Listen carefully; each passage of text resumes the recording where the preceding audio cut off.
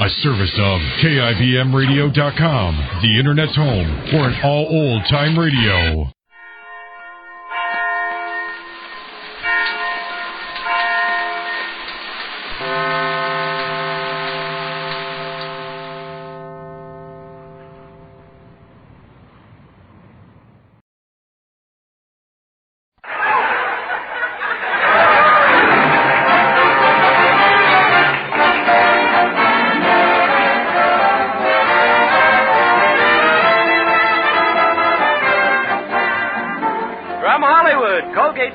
Presents the Mel Blanc Show, written by Mac Benoff with Mary Jane Croft, Joe Kearns, Hans Conried, Jill Walker, Victor Miller and his orchestra, and starring the creator of the voice of Bugs Bunny.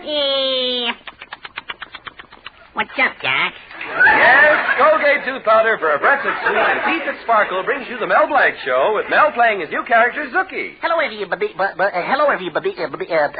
Hi.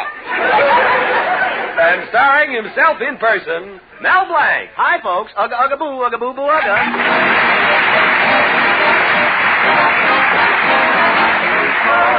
Tooth Powder, keep smiling just right. Use it each morning and use it each night. It cleans your teeth, makes breath so sweet. Use Colgate Tooth Powder. Want teeth that sparkle and dazzle, a breath that's fresh and sweet? Then try Colgate Tooth Powder, for the new all-purpose Colgate Tooth Powder cleans your teeth and sweetens your breath. Yes, this new all-purpose tooth powder produces an amazingly rich, active foam that's marvelously effective. Every time you brush your teeth with this new all-purpose Colgate Tooth Powder, your whole mouth feels clean, sweet, fresh. Your teeth regain their natural sparkle. It's been proved in 7 cases out of 10 that Colgate Tooth Powder instantly stops unpleasing breath that originates in the mouth. And as for cleaning, you can depend on Colgate Tooth Powder revealing the natural brilliance of your teeth. Yes, Colgate Tooth Powder, the new all-purpose tooth powder, does everything you can expect or ask of a dentifrice. Try Colgate Tooth Powder today for teeth that sparkle and a breath that's sweet. Use Colgate Tooth Powder. May is a month of warm afternoons and cool evenings. And in Mel Blanc's little town, when the chilly breezes of night blow through Crotona Park, young lovers draw closer together. In one part of the park, we hear Barbara Bevan saying to her boyfriend, Oh, Peter, it's getting chilly. I could use a man's strong arm around my shoulder. I get it. There. And Johanna White says to her boyfriend, Tom, it's getting chilly. I could use a man's strong arm around my shoulder. I get it. There. And in another secluded spot where Mel Blanc has been sitting with his girl, Betty Colby, Betty says, Oh, Mel, it's getting chilly. I could use a man's strong arm around my shoulder. I get it, Betty. I'll stop the next guy who walks past. Look at those lovebirds up in the trees. Don't they give you an idea? They sure do, Betty. Come closer and I'll rub your beak.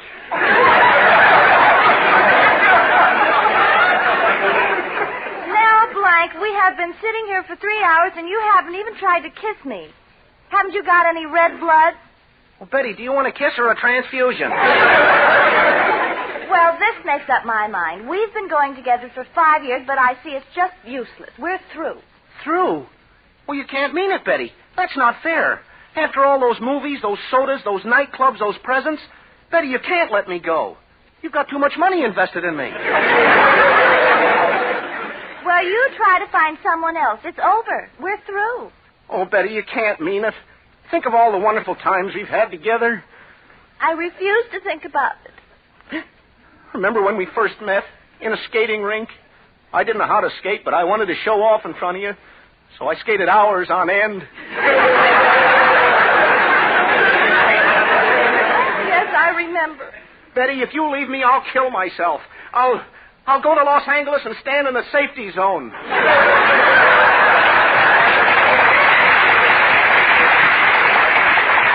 Oh, Mel, let's be modern about this whole thing. We'll have a trial separation. A trial separation? Yes, we'll go out with other people for a whole week. And if we still love each other at the end of the week, we'll get together again.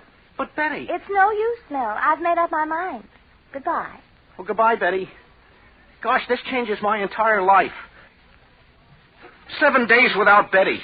Every day a different girl. One night a blonde, one night a brunette, one night a redhead. This is terrible. I'm liable to like it.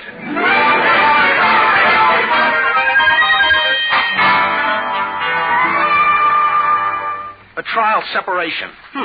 Betty probably thinks I can't get another girl. I'll show her. I'll call the first name in my address book. Annabelle. Oh, that's a real high-class girl. Call her.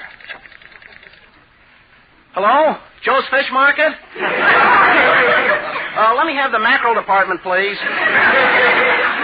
Yeah, I want to speak to Annabelle. Oh, she's cleaning a flounder?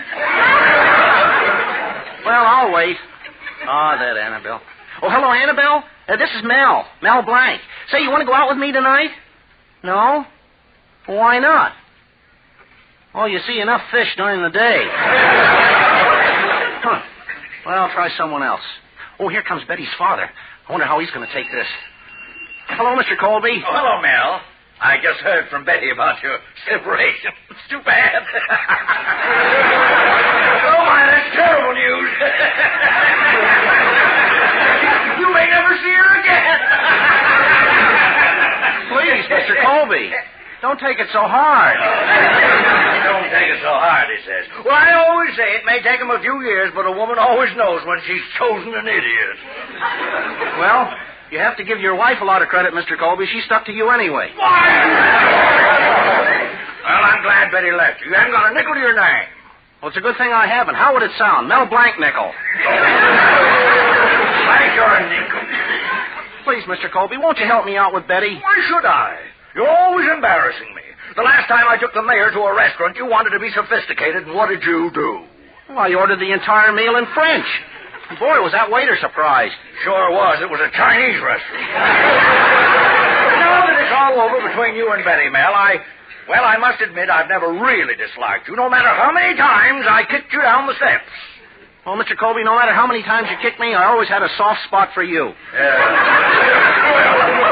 Hey, Mr. Colby. Gosh, this is a terrible thing, being without Betty. I don't even feel like calling another girl. I can't stand this trial separation anymore. I know what I'll do. I'll send my assistant Zuki over to see Betty. Maybe he'll be able to bring us together. Oh, Zuki! Zuki!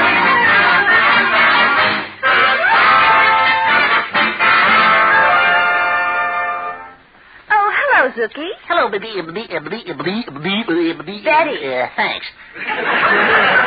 Gee, Betty, that's a nice dress you're wearing. Oh. Well, it's just something I threw together. Well, next time you're pitching, let me catch. Why, Zuki, I never thought you even noticed me. Well, it's just that you're so intelligent. You're so high class. You're so refined.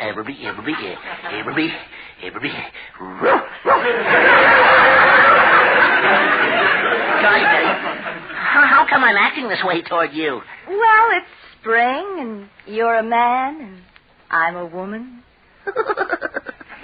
Is that approved by good housekeeping? Zuki, where did you learn all about love?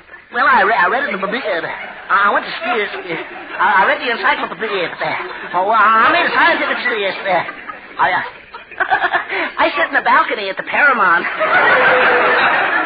But Betty, I'm forgetting what I came here for. Zuki, if you came here to talk for Mel, it's no use.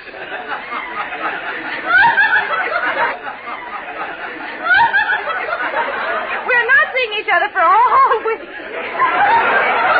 And during that time, I'm going out with other men. It's a fine thing. Hey, how dare you do that to Mel? You're you got your you want to be a you're a double crook. What are you doing tonight, babe?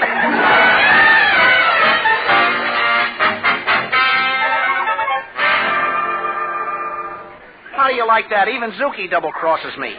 I'll never get Betty back. How do you like that girl, going out with a dope like Zuki?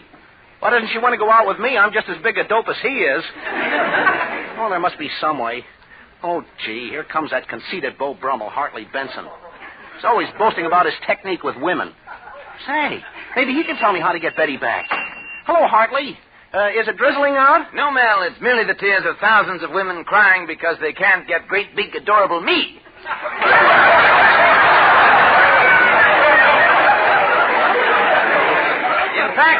I'm such a darling elf, I could put out the lights and hug myself.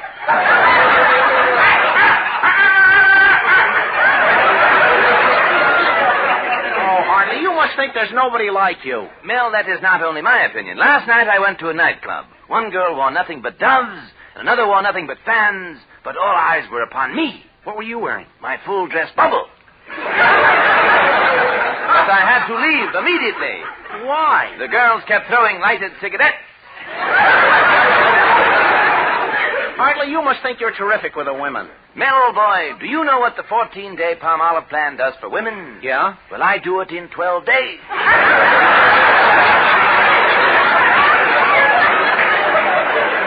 Hartley, what kind of a line do you give the women? Well, when I first meet a woman, I take her hand in mine and I say to her, "My dear, has anyone ever told you how beautiful I am?" Hartley, Betty and I have separated for a while, and I'd like to go out with other girls. Do you have any phone numbers? Mel, I've got so many phone numbers, information dials me. Here is my address book. Gee, that's the biggest address book I've ever seen. That is only volume 1, Alice to Bertha.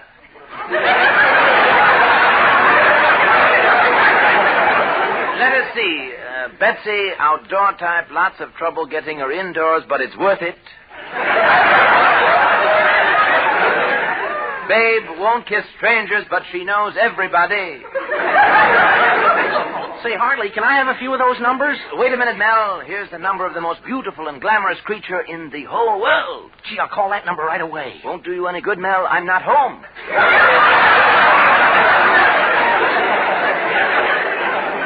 So you see, Mel, with all the rounds I make, I'm the last thing a woman puts out of her house at night. So is a garbage pail. Oh, Mel, you aggravate me. In fact, I'm so aggra I could bait. Well, Mel, it gives me great pleasure to inform you that I am going out with Betty tonight myself. So goodbye, you buffoon. I leave you with this thought. I'm such a bundle of bliss, I could give myself a great big kiss. So long, Mel. Nice seeing me.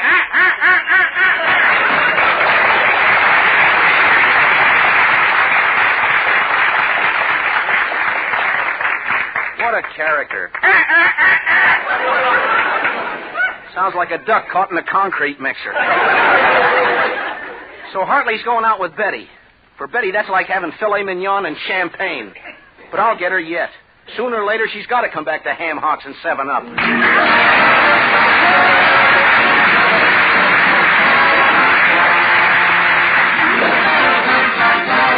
Use Colgate tooth powder, keep smiling just right. Use it each morning and use it each night. It cleans your teeth, makes breath so sweet. Use Colgate tooth powder. After you brush your teeth, do they feel like polished pearl? And is your breath sweet and fresh? If you want these thrilling results, try Colgate Tooth Powder, the all-purpose tooth powder. Its lively, pleasant-tasting foam dances through your mouth, bustles about while it cleans and sweetens. In 7 cases out of 10, it's been proved that Colgate Tooth Powder instantly stops unpleasing breath that originates in the mouth. And no other dentifrice cleans your teeth better than Colgate Tooth Powder. It reveals natural brilliance, true luster. So for teeth that sparkle and a breath that's sweet, use Colgate Tooth Powder, the all-purpose tooth powder. Use Colgate tooth powder. Now, Victor Miller and his orchestra and that popular new tune, I Believe.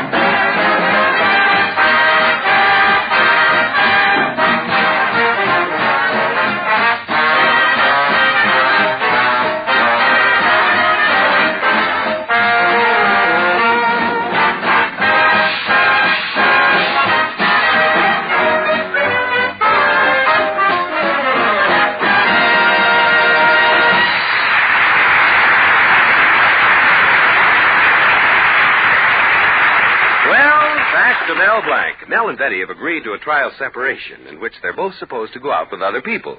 Betty seems to be doing fine, but going through his phone numbers, Mel isn't having much luck. Here's a typical example. He's calling Frida Flyshacker. Hello, Miss Flyshacker? How about going out with me tonight? Oh, you can't? You're going to the Olympic arena? Well, who are you going with? Oh, nobody? Oh, you're wrestling tonight. And so Mel plodded through his book, and now he's up to the last name, Anna Zimzow. Hello, Anna? How about going out with me tonight? Oh, you can't make it? Well, why not? Oh, you're wrestling Frida Flyshacker. Gee, what am I going to do? Oh, here comes my lodge president, Mr. Cushing. Maybe he can help me. Hello, Brother Zebra. Greetings, mighty potentate. Ugga, ugga, boo, ugga, boo, boo, ugga. Mr. Cushing, how's the light of your light? Light of my life. Mel, if you're speaking of my wife, I wish somebody'd blow out that fuse. She's got a new thing now, Mel. Every night before she goes to bed, she takes a milk bath. I tell you, Mel, it's like sleeping next to Elsie the cow. Last night she kissed me. You want to know something, Mel? Yeah. I wish it were Elsie the cow.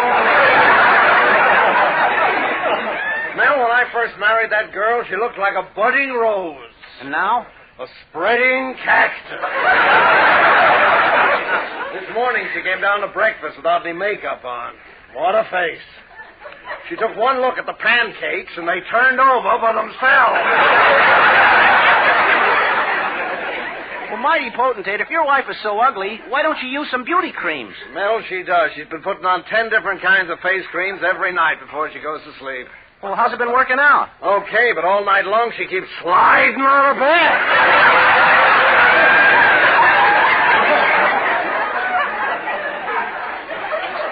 I took her fishing yesterday, Mel. We were out in the boat, and she kept giving me orders. She said, "John, row a little more. John, get ready to cast.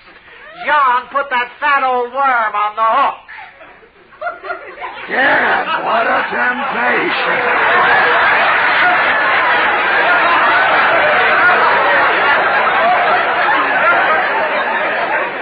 I've got troubles, too. Looks like Betty and I aren't going to get married. And I was planning on such a beautiful ceremony. Well, Mel, instead of being sad, you should be happy.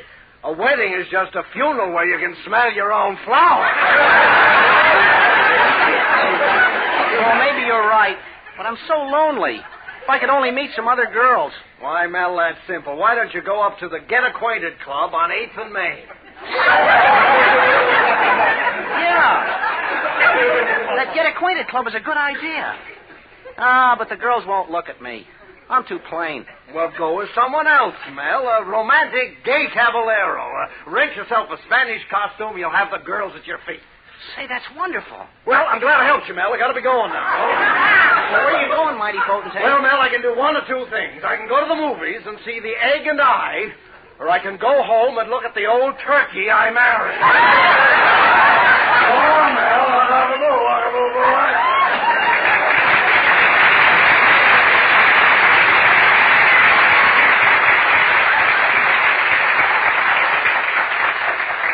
That mighty potentate always helps me out. Now to rent a Spanish costume and go down to the Get Acquainted Club.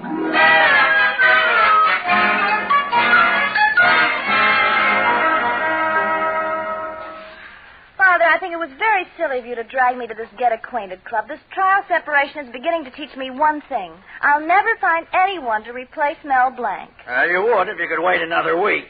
What do you mean? The circus is coming to town. Say, look at that dashing Spaniard coming to us. Well, you know, he's looking at you, Betty. I wonder what he's thinking. Gosh, it's Betty Colby and her father. She must be here looking for a man. Well, I'll teach them both a lesson. It's a good thing I wore the Spanish costume. Ah, senor and senorita. Greetings, senor. My name is Senor Colby, and this is my daughter, Betty. As we say in Spanish, saludos amigos. And as we say in Spanish, chili con carne. Chili con carne? Oh, that's a hot Spanish dish. Senor, that ain't no cold cut you got with you.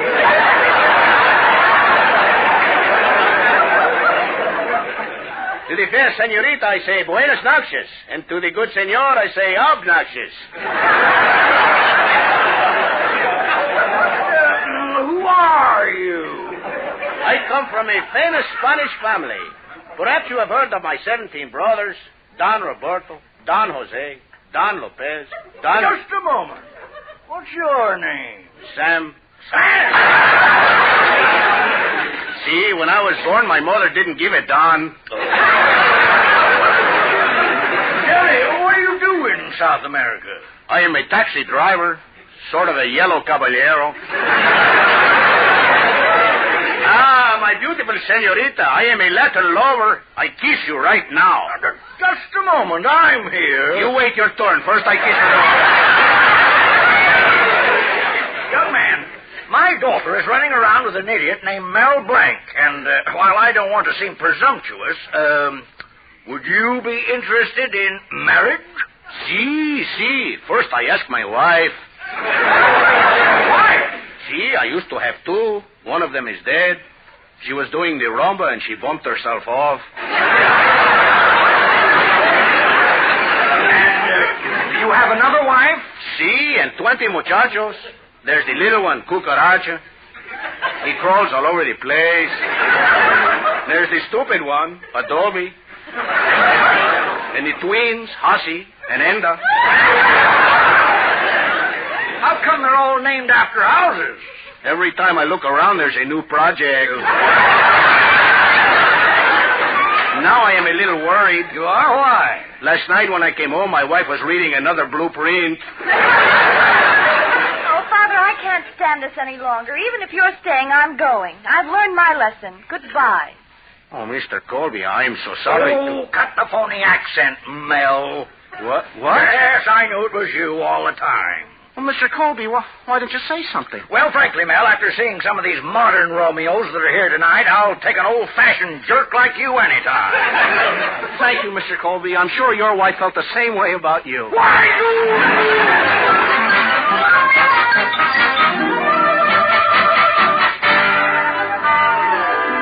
Well, folks, now it's a week later. Everything ended happily. Mel has learned a lot more, and here we are with our young lovers back in the park again. This time, Barbara Bevan is saying to her boyfriend, "Oh, Peter, let's be like those two birds in the tree." "All right, here's a kiss." And Johanna White says to her boyfriend, Tom, let's be like those two birds in the tree. All right, here's a kiss. and Betty Colby says to the new romantic Mel Blanc, Oh, Mel, let's be like those two birds in the tree. Okay, Betty. Open your mouth and I'll feed you a worm.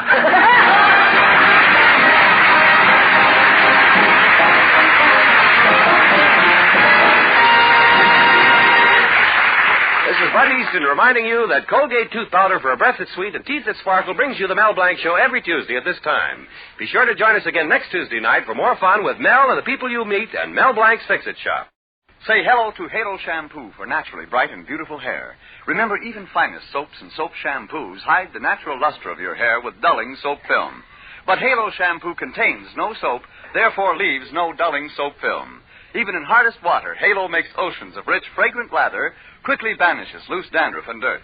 Halo needs no lemon or vinegar rinse. Say hello to Halo and goodbye to dulling soap film. Get Halo Shampoo at any cosmetic counter.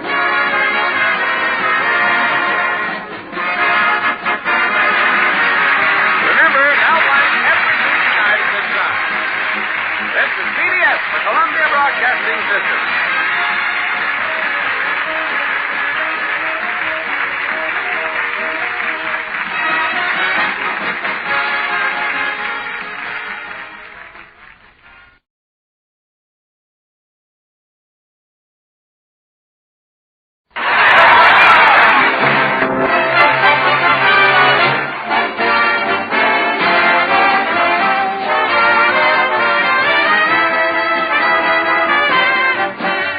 From Hollywood, Colgate Tooth Powder presents The Mel Blanc Show, written by Mac Benoff, with Mary Jane Croft, Joe Kearns, Hans Conried, Earl Ross, Jill Walker, Victor Miller and his orchestra, and starring the creator of the voice of Bugs Bunny. What's up, Doc? Yes, Colgate Tooth Powder for a breath that's sweet and teeth that sparkle brings you The Mel Blanc Show, with Mel playing his new character, Zookie. Hello, everybody. Hello, everybody. Hi. himself in person, Mel Blanc. Hi, folks. Ugga, ugga, boo, ugga, boo, boo, ugga.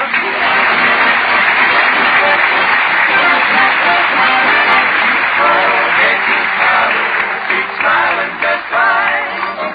Use it each morning and use it each night. It cleans your teeth, makes breath so sweet. Use Colgate tooth powder. Want teeth that sparkle and dazzle, a breath that's fresh and sweet? Then try Colgate tooth powder. For the new all-purpose Colgate tooth powder cleans your teeth and sweetens your breath. Yes, this new all-purpose tooth powder produces an amazingly rich, active foam that's marvelously effective. Every time you brush your teeth with this new all-purpose Colgate tooth powder, your whole mouth feels clean, sweet, fresh. Your teeth regain their natural sparkle. It's been proved in 7 cases out of 10 that Colgate tooth powder instantly stops unpleasing breath that originates in the mouth. And as for cleaning, you can depend on Colgate tooth powder revealing the natural brilliance of your teeth. Yes, Colgate tooth powder, the new all-purpose tooth powder, does everything you can expect or ask of a dentifrice. Try Colgate tooth powder today for teeth that sparkle and a breath that's sweet. Use Colgate tooth powder.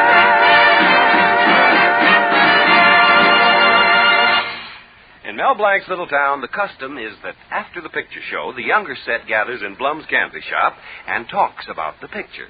In one booth, we hear Ann White saying to her boyfriend, Oh, Jerry, did you notice anything different about the movies tonight? Yeah, during one scene, Betty Davis didn't cry. And in another booth, Susan Adams is saying to her boyfriend, Henry, did you notice anything different about the movies tonight? Yeah. Nobody got psychoanalyzed. And in another booth where Mel Blanc and his girlfriend Betty Colby are sitting, Betty is saying, Oh, Mel, did you notice anything different about the movies tonight? Yeah. I paid for the tickets.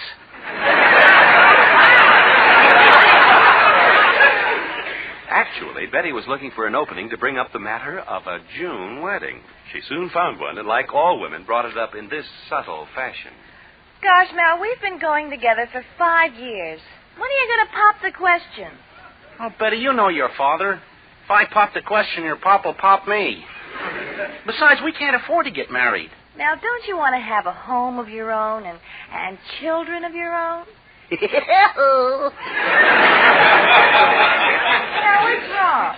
Well, I can go to the FHA for a home loan, but where can I go to borrow the kids? Oh, Betty, it's useless. Your father will never consent to our marriage. He slammed the screen door on me so many times, my face looks like a waffle baker. Well, I want you to ask him anyway. Oh, you know what he'll do? He'll just kick me out of the house. The last time he did, it cost me 10 cents. How come? Well, he was wearing his spiked golf shoes, and he punched a hole in my trolley car transfer.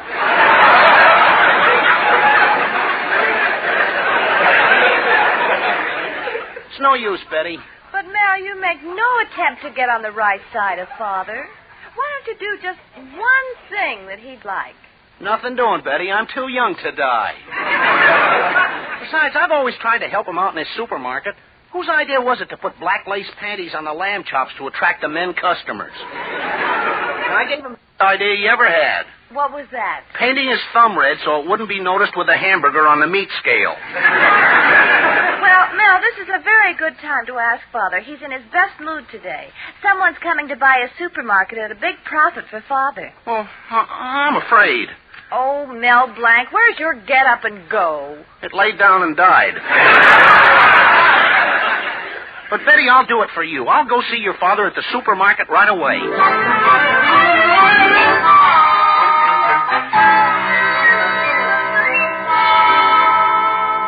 Hello, Mr. Colby. Mr. Colby, Mel Blanc, you idiot. You practically ruined my supermarket. What did you do to this cash register I gave you to repair? Oh, gosh, Mr. Colby, I was fixing the slot machine at the same time. I may have gotten the parts mixed up. A slot machine? No wonder every time a woman brings 3 plums to the counter, the cash register pays her 8 nickels. Well, don't worry, Mr. Colby. The odds are still against the customer. Huh? Well, Blanc, there's no excuse for being an idiot. That's fine, Mr. Colby. Then you don't have to make any apologies. Mr. Colby, I came down to ask you if I could marry Betty. And if you let us get married, we'll name the first child after you. Well, that's a nice name for a kid. Blank. Junior. Why bother about you? I've got bigger troubles right now. What's the matter, Mr. Colby? Well, I'm supposed to sell my supermarket to the owner of a big grocery chain. And I thought I'd have it repainted to make it look more attractive. But the painter's cost is outrageous. He wants to charge me an arm and a leg. Gee, the president asked everyone to cut prices. He ought to just charge you a leg. Well, it's plenty depressing. Seems I've had nothing but trouble lately. Sometimes I think that I haven't got a friend left in the world. But if I die, nobody'd put flowers on my grave. Don't say that, Mr. Colby. I'd be glad to put flowers on your grave. I didn't mean it that way. Say, I've got an idea. I'll paint your supermarket. What? I'll start right away, and I'll do a good job. Didn't I paint your car last year? Yes, and I remember the job you did. You painted it all yellow. Everyone thought it was a taxi cab. Oh, so humiliating. How much did you make? About $95. Never mind!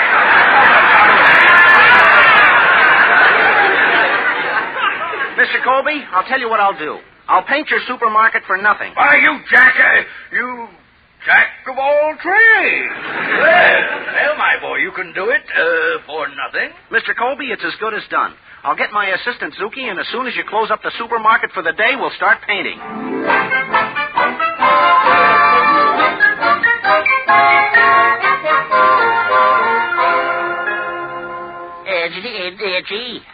Mel sent me over here to start painting the supermarket, but I don't know anything about painting.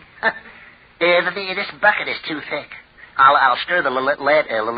I'll put the I'll add the turpentine.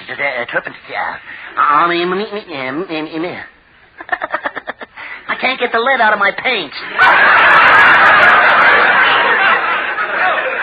Hello there, Zuki. I just stopped by to see how things were going. Well, thanks, Mr. B. Thanks, Mr. B. Now, let's see what you've done. Zuki, what are you doing to my supermarket? Oh, I'm painting it, Mr. What kind of blue did you use? It's a California California smog. Why, I never saw anything so atrocious in my life.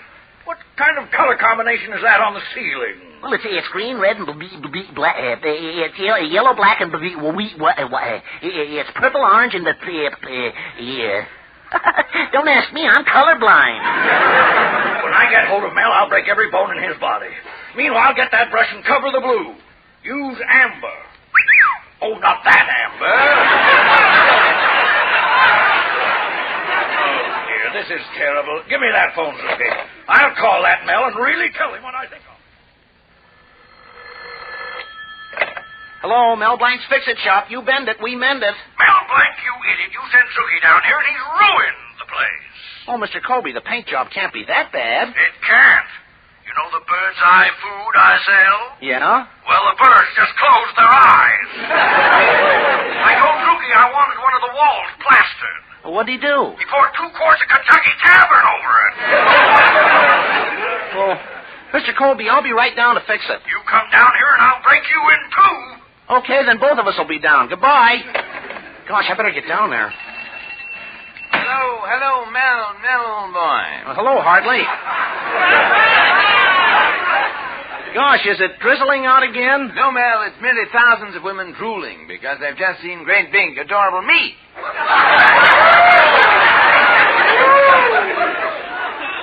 In fact, Mel, old boy, I'm such a darling chap, I could put out the lights and sit on my lap. Look, Hartley, I've got to be going, but I can't take this. You must think you're the most beautiful man in the world. Mel, you've heard the saying, beauty is only skin deep? Yeah? Well, I'm the only man in the world made entirely out of skin. Hartley, what makes you think you're so wonderful? Mel, old boy, that's what I'm told. In a recent survey, it was definitely proved that although doctors preferred camels, the nurses preferred me. In fact, at the Nurses' College, I was voted the man most likely to be fluoroscoped.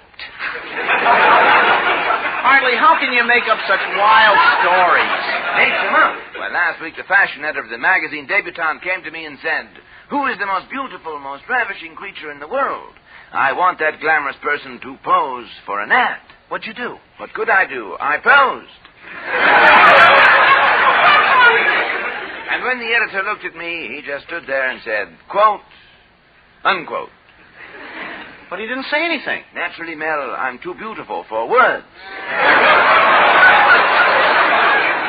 Wait until you see me in my next ad. I'm posing in a Van Heusen shirt. I can see why, Hartley. From the front, you look like a Heusen, and from the back, you look like a van.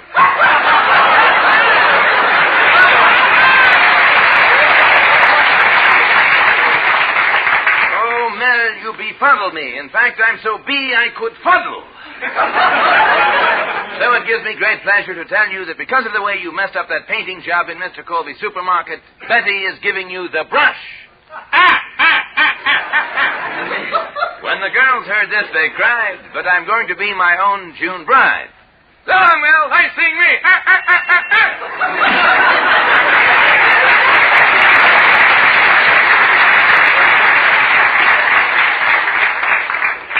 Gosh, not only am I in trouble with Mr. Colby, but now Betty is mad at me. Well, I'm going right down to Colby's supermarket and face him. Well, go ahead, Blank. Are you a scared rabbit? Who, me? Me. What's up, Dad?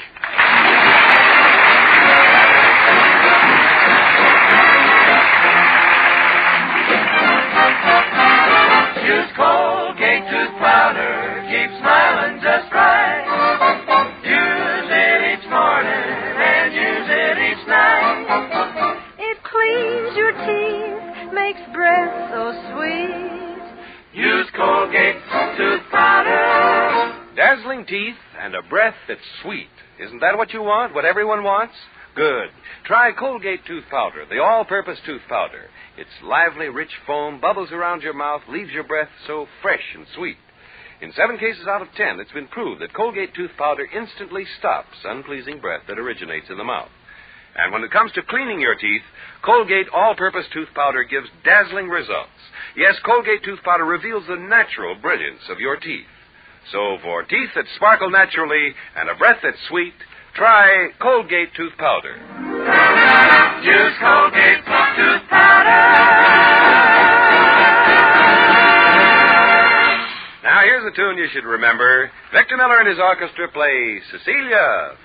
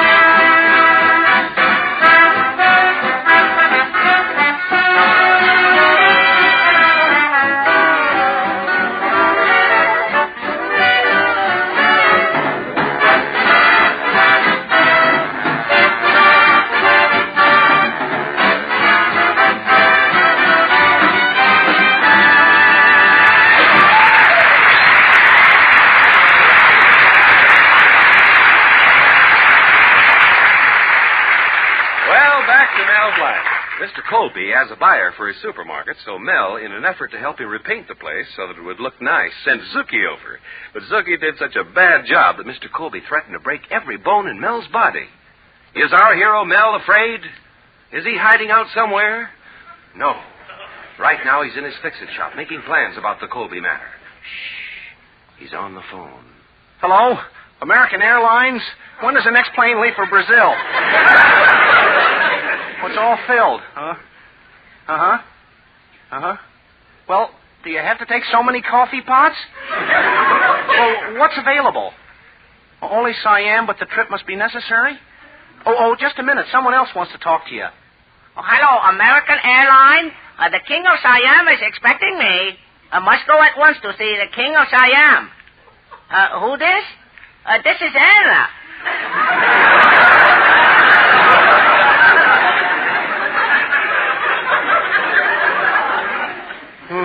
They hung up. Gosh, what am I going to do? Oh, here comes my lodge president, Mr. Cushing. Maybe he can help me out. Hello, Mel. Greetings, mighty potentate. Ugga, ugga, boo, ugga, boo, boo, ugga.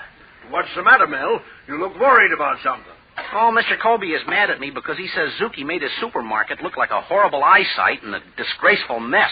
Well, what's he complaining about? I've been married to one for years. Oh, there you go about your wife again.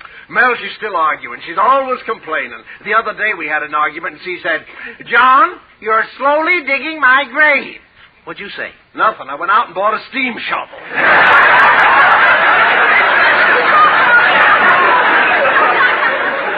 You know, Mel, when I married my wife, her eyes were like two limpid pools. And now? Well, they're still like two pools, but her nose is like the diving board.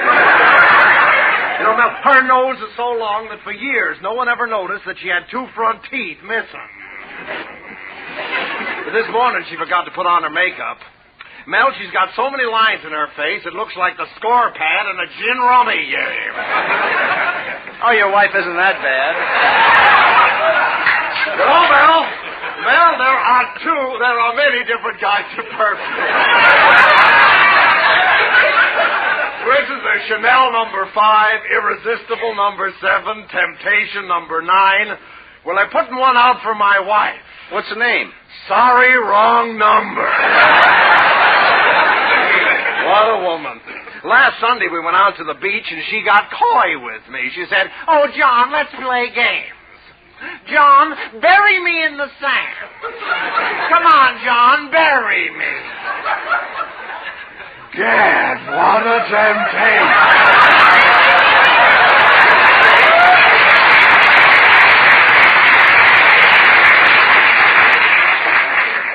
Well, right now, mighty potentate, your worries are small compared to mine. If only there was some way I could improve the looks of Colby's supermarket. Well, very often, Mel, a person thinks something looks beautiful because he's been talked into it. My wife's father developed lockjaw, convincing me. But how can I talk Mr. Colby into it? He'll break my arm if I even come near the place. The man who wants to buy the supermarket is coming tonight. Well, wait a minute, Mel. Why talk to Colby as yourself? Put on a smock and a false mustache and go as a French interior decorator. Yeah. I can take off the hat I'm wearing and put on a beret. Say, that's a great idea. Thanks, mighty potentate. Well, I'm glad to be of assistance. Well, Mel, I gotta be going now. Where you going, mighty potentate? Well, Mel, I can do one of two things. I can go to the movies and see The Farmer's Daughter, or I can go home and look at the cow I married.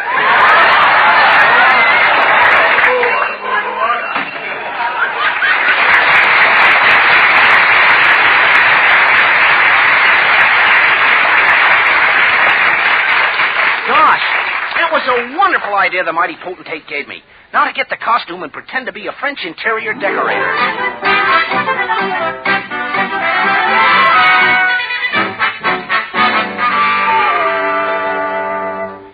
I don't know, Mr. Colby. So far, you've shown nothing to make me want to buy this supermarket.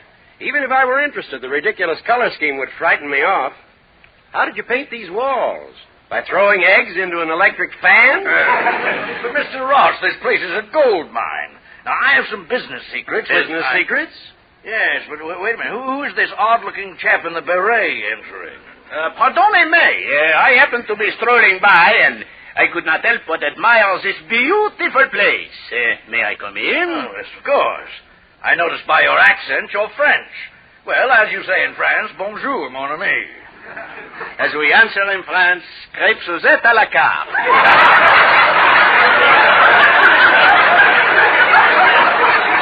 Pardon me, did I I hear you say this supermarket was beautiful? Oui, but oui. And who ought to know more than I? For I am the famous French interior decorator, Pierre Eclair. Pierre Eclair. That's an odd name. An eclair is something that has soft custard filling. It is mushy inside. Well, we all can't have big morsels. How I hated to leave France and my family. You know, my sister, he is in France. My brother, she is in France. What about your parents? My parents, it has taken a trip to England. Most of all, I miss my girlfriend, Yvonne. They is beautiful. I can just see her now. She lived on the bank of the river. Same? No, but I had a lot of fun with her anyway.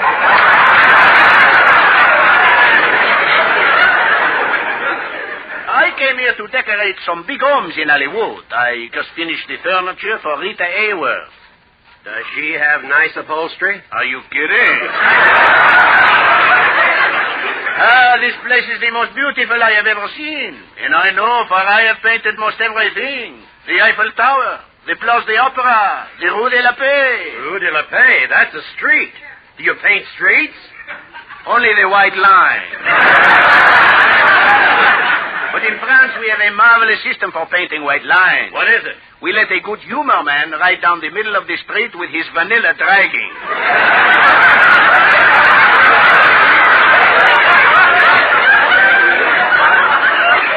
And to make a green line, we do the same thing, only we use pistachio.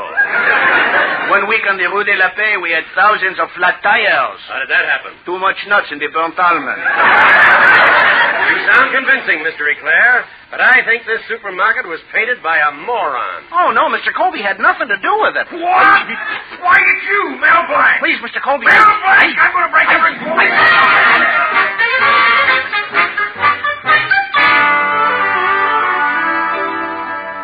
Gosh, Betty, I never do anything right. Your father will never let us get married. Well, Mel, let's elope. Elope? Gosh, Betty, you and I married. Yes. I can just picture our first child. He'll take after both of us. Yeah. The looks will be Colby and the brains will be Blank. I mean, the brains will be Colby and the looks will be Blank. Either way, that kid is behind the 8 ball.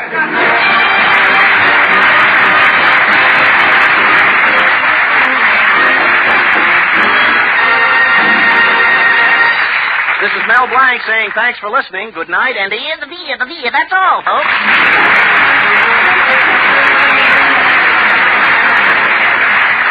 This is Bud Easton reminding you that Colgate tooth powder for a breath that's sweet and teeth that sparkle brings you the Mel Blanc Show every Tuesday night at this time.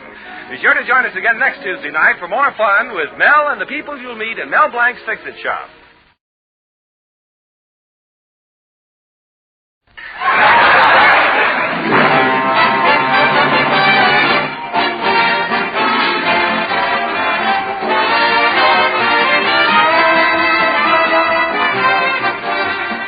From Hollywood, Colgate Tooth Powder presents the Mel Blanc Show, written by Mac Benoff with Mary Jane Croft, Joe Kearns, Hans Conried, Victor Miller and his orchestra, and starring the creator of the voice of Bugs Bunny.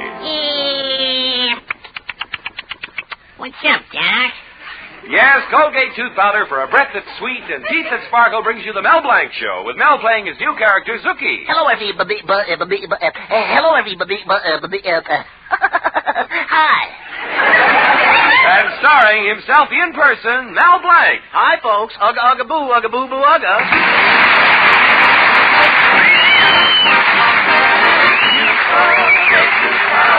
Keep smiling just right. Use it each morning and use it each night. It cleans your teeth, makes breath so sweet.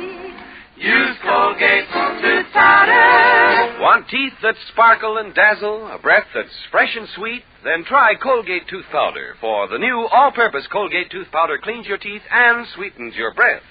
Yes, this new all-purpose tooth powder produces an amazingly rich active foam that's marvelously effective. Every time you brush your teeth with this new all-purpose Colgate Tooth Powder, your whole mouth feels clean, sweet, fresh. Your teeth regain their natural sparkle. It's been proved in 7 cases out of 10 that Colgate tooth powder instantly stops unpleasing breath. And as for cleaning, you can depend on Colgate tooth powder revealing the natural brilliance of your teeth. Yes, Colgate tooth powder, the new all-purpose tooth powder, does everything you can expect or ask of a dentifrice. Try Colgate tooth powder today for teeth that sparkle and a breath that's sweet. Use Colgate tooth powder. Well, here it is, the month of June. For those who are single, it's the month for marriage. For those who are married and know better, it's the month for vacation.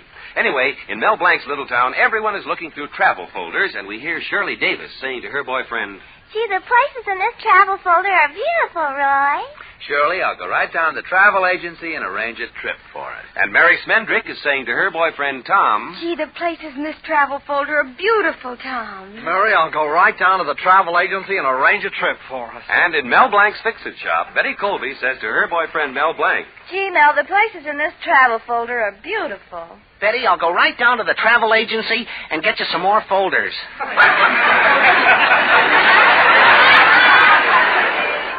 Mel, if we get married, we've got to go somewhere. Look at these places.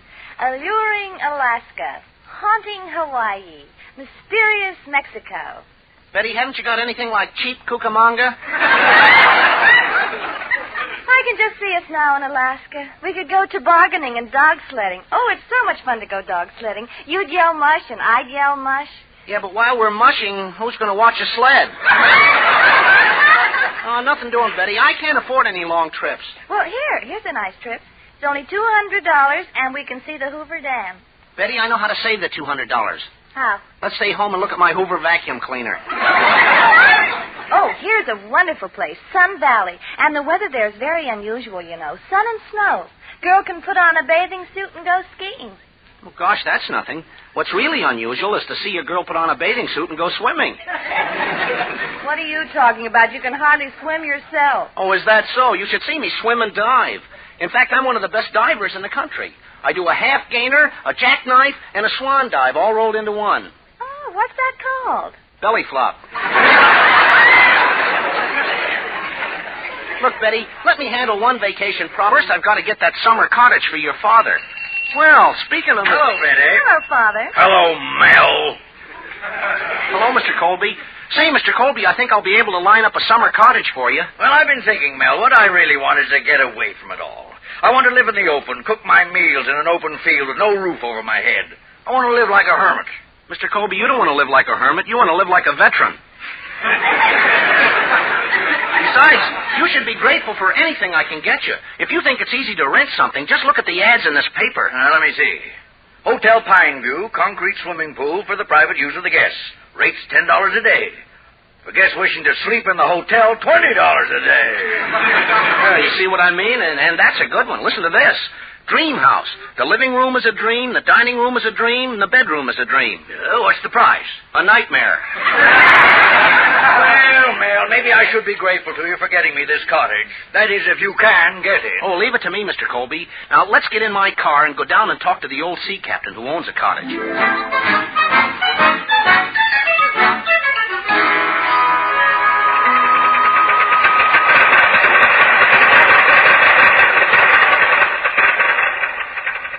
Gosh, Mr. Colby, listen to that motor purr. Sounds like a new 47. Yeah, a new 47 concrete mixer. What kind of a car is this anyway? Why, it's 2 feet higher in the front than in the back. Well, it's a racer, Mr. Colby. It likes to start from a crouching position. Oh. Mel, why don't you get yourself a new car instead of this old jalopy? Jalopy? Why, this car happens to be a town and country. Town and country? Yeah, this is the only town in the country that'll give it a license. That's typical of what you drive. In fact, I'm a little worried about this trip. I always feel nervous with an idiot behind the wheel. Well, don't worry, Mr. Colby. You won't have to do any driving at all. What? Hey, look at that car coming towards us. It's fantastic. It has a California license plate. Well, what's so fantastic about that? He's driving on the right side of the road. He's driving on the right side of the road. Who said that? Oh, Mel, boy. Now, don't worry, Mr. Colby. I'll get it started right away.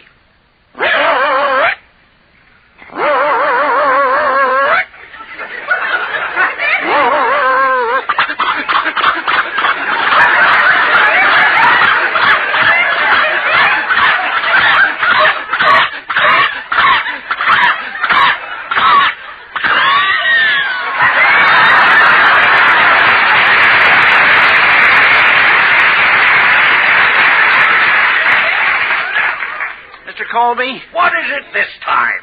I think I blew a gasket.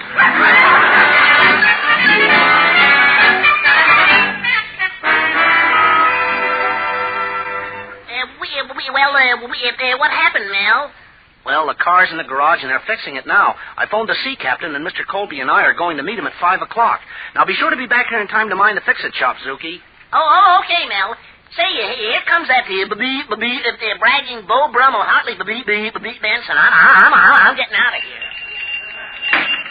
Hello, Hartley. Was that the screeching of your brakes I heard just outside? No, Mel, old boy. It was merely the squeal of hundreds of women looking at great, big, adorable me.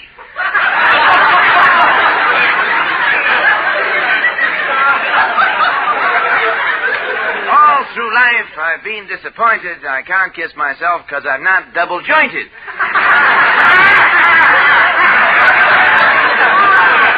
Oh, Hartley, you're not such a big shot with the women. Oh, no, Mel. In a recent survey, it was shown that men of distinction prefer to hold a highball glass in their hands, but women of distinction prefer to hold me. Look, Hartley, you don't bother me at all today. I'm renting a summer cottage for Mr. Colby, and if I can get in good with him, everything will be milk and honey. Mel, old boy, your milk has just curdled. I've just talked to the sea captain myself, and he has promised to rent the cottage to me. What? Yes. In fact, I'm signing the lease tonight. Hartley, were you out at the seashore today? Yes, Mel, and as usual, I was the center of attraction. Some of the girls wore one-piece satin bathing suits, other girls wore polka-dot midriffs, but all eyes were upon me. Well, what were you wearing? My rhinestone evening trunks.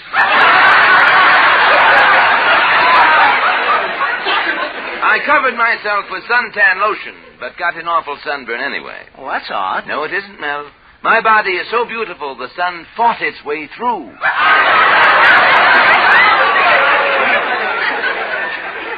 There was a beautiful lady lifeguard, and she rescued me 18 times. 18 times she grabbed me and pulled me to her. Well, Hartley, can't you swim? I wasn't even in the water.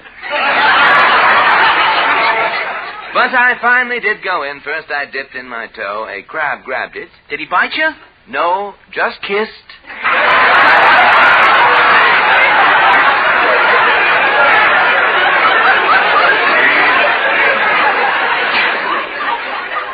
Gosh, Hartley, you must think you've got the most beautiful body in the world. Mel, you know how when some people pass away, they give their bodies to Harvard for medical research? Yeah? I'm giving mine to Vassar.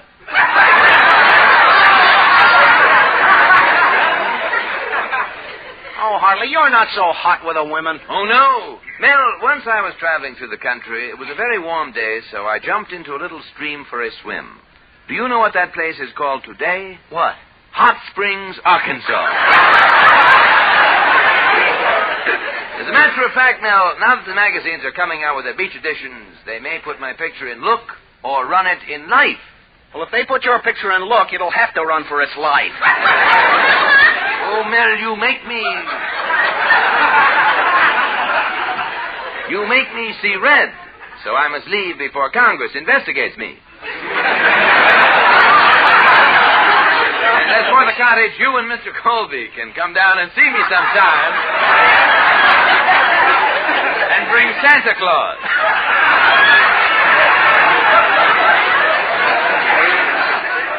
Meanwhile, remember this. I'm as lovely as can be. I'm so sweet, perfume smells me. So long, Mel. Nice seeing me.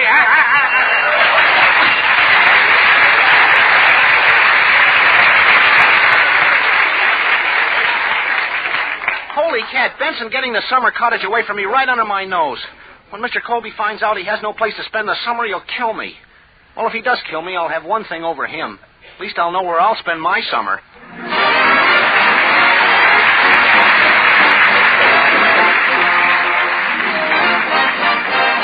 Use Colgate tooth powder, keep smiling just right.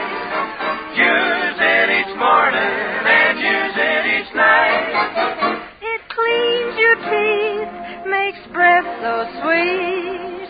Use Colgate tooth powder. Teeth that sparkle, a breath that's sweet. Isn't that what everyone wants? Try Colgate tooth powder, the all-purpose tooth powder.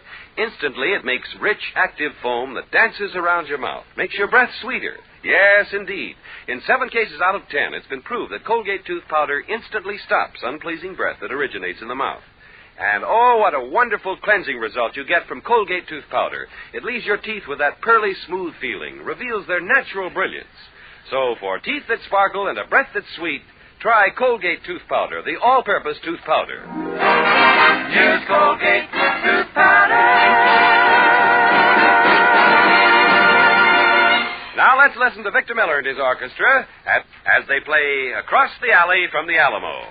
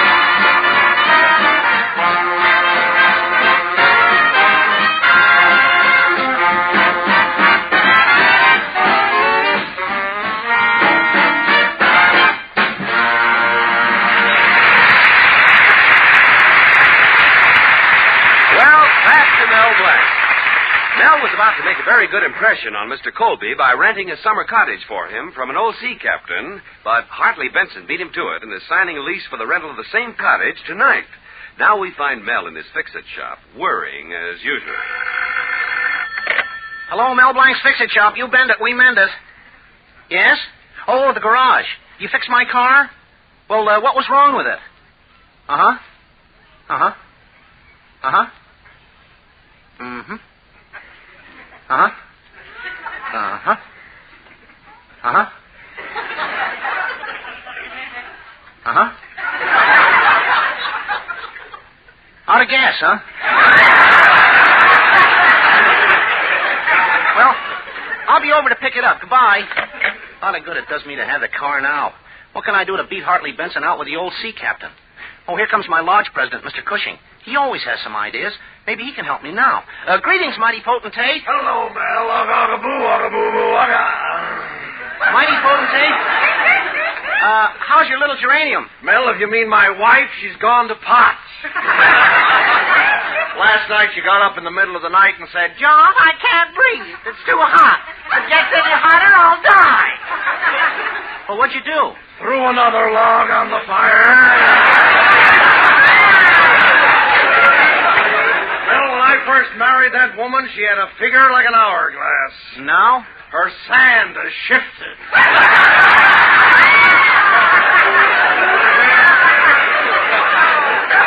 What a face! Why, the other day we went to the beach. I covered her almost completely with sand. The only thing uncovered was her face. What happened? The cops arrested her for indecent exposure. Oh, her face isn't that bad. Oh, no? When she went into the water, the tide went out. So what? The tide always goes out. This one never came back. Well, finally she got out into the water and the fish saw her. Mel, that's the first time in history anybody ever heard a barracuda scream. But she went out too far. There was a fishing boat there, and they caught her in a salmon net. Oh, that must have been terrible. No. At the cannery, they rejected her. Oh, come now. You're just making things up. Can you blame me? What a woman. Last week, we were on a hunting trip. I'll never forget it. I'd loaded the rifle. I was aiming it when my wife said, "Oh, John, I want to use the rifle. Let me have it. Come on, John, let me have it." God, what a temptation.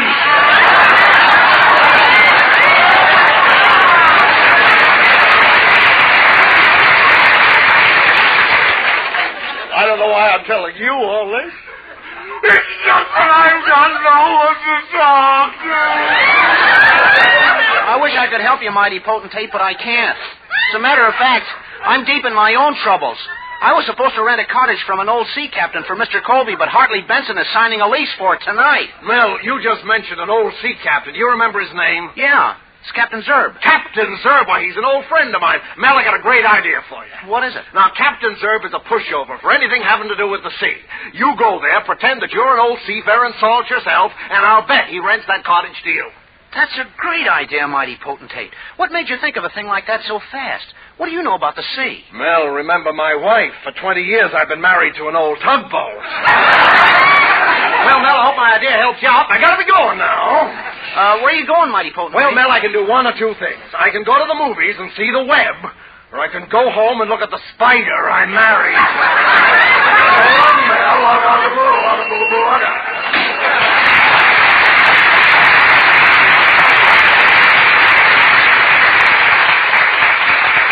I can always depend on the mighty potentate to help me. Gosh, it's getting late. I'd better rush down to Mr. Colby and tell him the idea.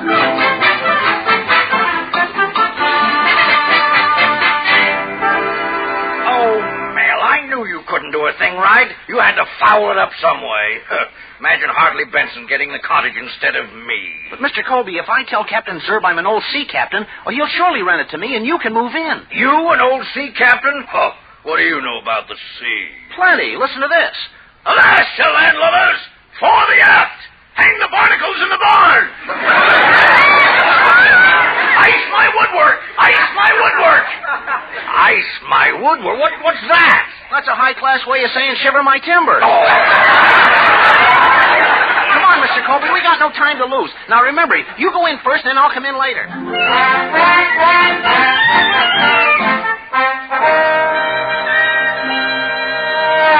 I'm sorry, matey, but my course is set. I told Benson that cottage was his'n. Blow me down, everything'll change my mind. I'm sorry to hear that, Captain Zerb.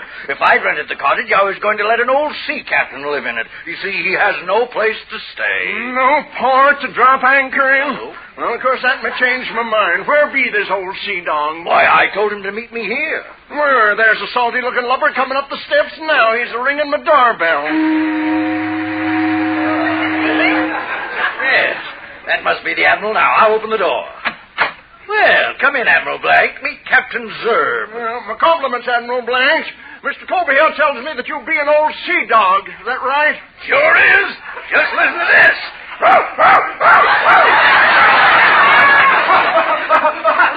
Well, now,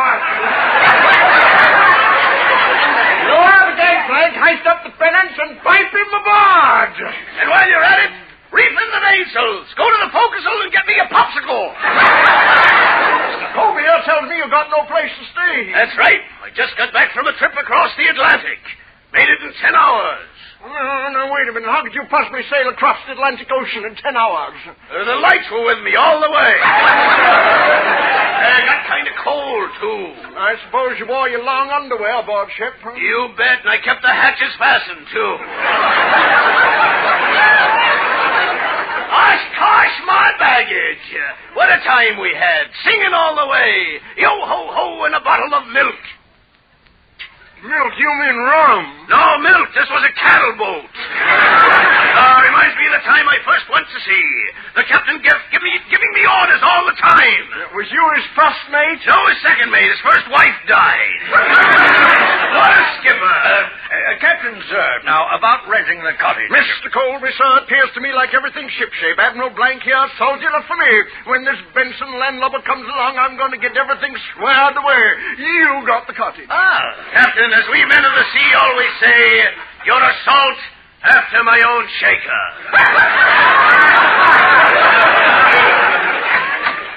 Captain Zerb. I've come to sign the lease. Just think how fortunate your cottage will be to be lived in by great big adorable me. Benson, great big adorable, you're going to have to find another anchorage. I just told Admiral Blanc he can have the cottage. Admiral Blanc?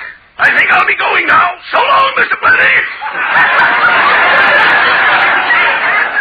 Just a minute, Captain. This man is an imposter. You mean he's never been to sea? The only time Blanc has ever been to sea is when he took the ferry boat to Hoboken. Oh, when I shiver my timbers, blow me down, man, the lifeboats, and heavens to Betsy, I've been horns.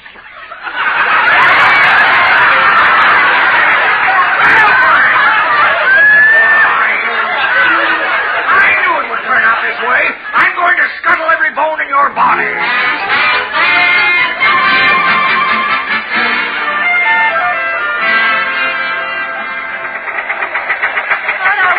Father, Mel, he'll get over it.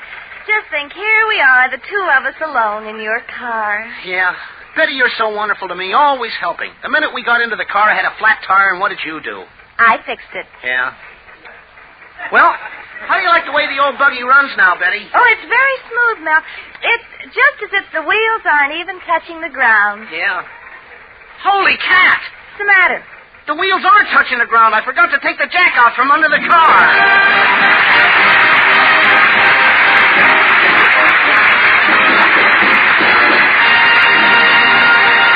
This is Mel Blanc saying thanks for listening. Good night, and that's all, folks.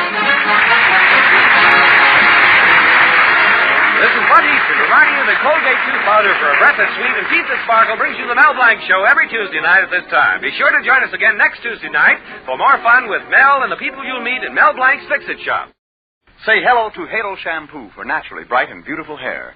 Remember, even finest soaps and soap shampoos hide the natural luster of your hair with dulling soap film. But Halo Shampoo contains no soap, therefore leaves no dulling soap film.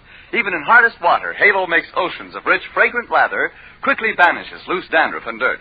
Halo needs no lemon or vinegar rinse. Say hello to Halo and goodbye to dulling soap film. Get Halo Shampoo at any cosmetic counter. Remember,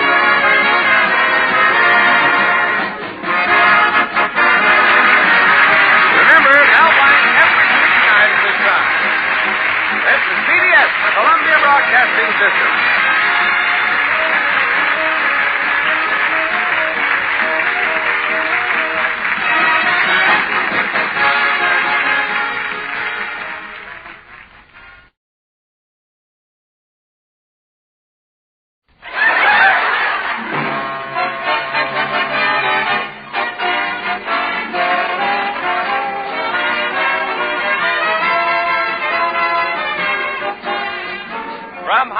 Colgate Tooth Powder presents the Mel Blanc Show, written by Mac Benoff, with Mary Jane Croft, Joe Kearns, Hans Connery, Jim Backus, the Sportsman, Victor Miller and his orchestra, and starring the creator of the voice of Bugs Bunny.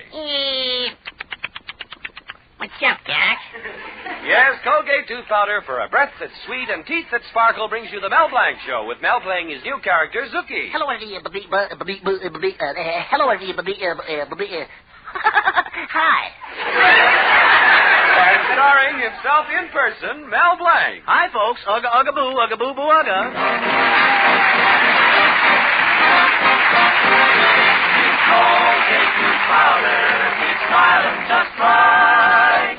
Use it each morning and use it each night. It cleans your teeth, makes breath so sweet. Use Colgate Tooth Powder. Want teeth that sparkle and dazzle, a breath that's fresh and sweet? Then try Colgate Tooth Powder, for the new all-purpose Colgate Tooth Powder cleans your teeth and sweetens your breath. Yes, this new all-purpose tooth powder produces an amazingly rich, active foam that's marvelously effective. Every time you brush your teeth with this new all-purpose Colgate Tooth Powder, your whole mouth feels clean, sweet, fresh. Your teeth regain their natural sparkle. It's been proved in 7 cases out of 10 that Colgate Tooth Powder instantly stops unpleasing breath that originates in the mouth. And as for cleaning, you can depend on Colgate Tooth Powder revealing the natural brilliance of your teeth. Yes, Colgate Tooth Powder, the new all-purpose tooth powder, does everything you can expect or ask of a dentifrice. Try Colgate Tooth Powder today for teeth that sparkle and a breath that's sweet. Use Colgate Tooth Powder.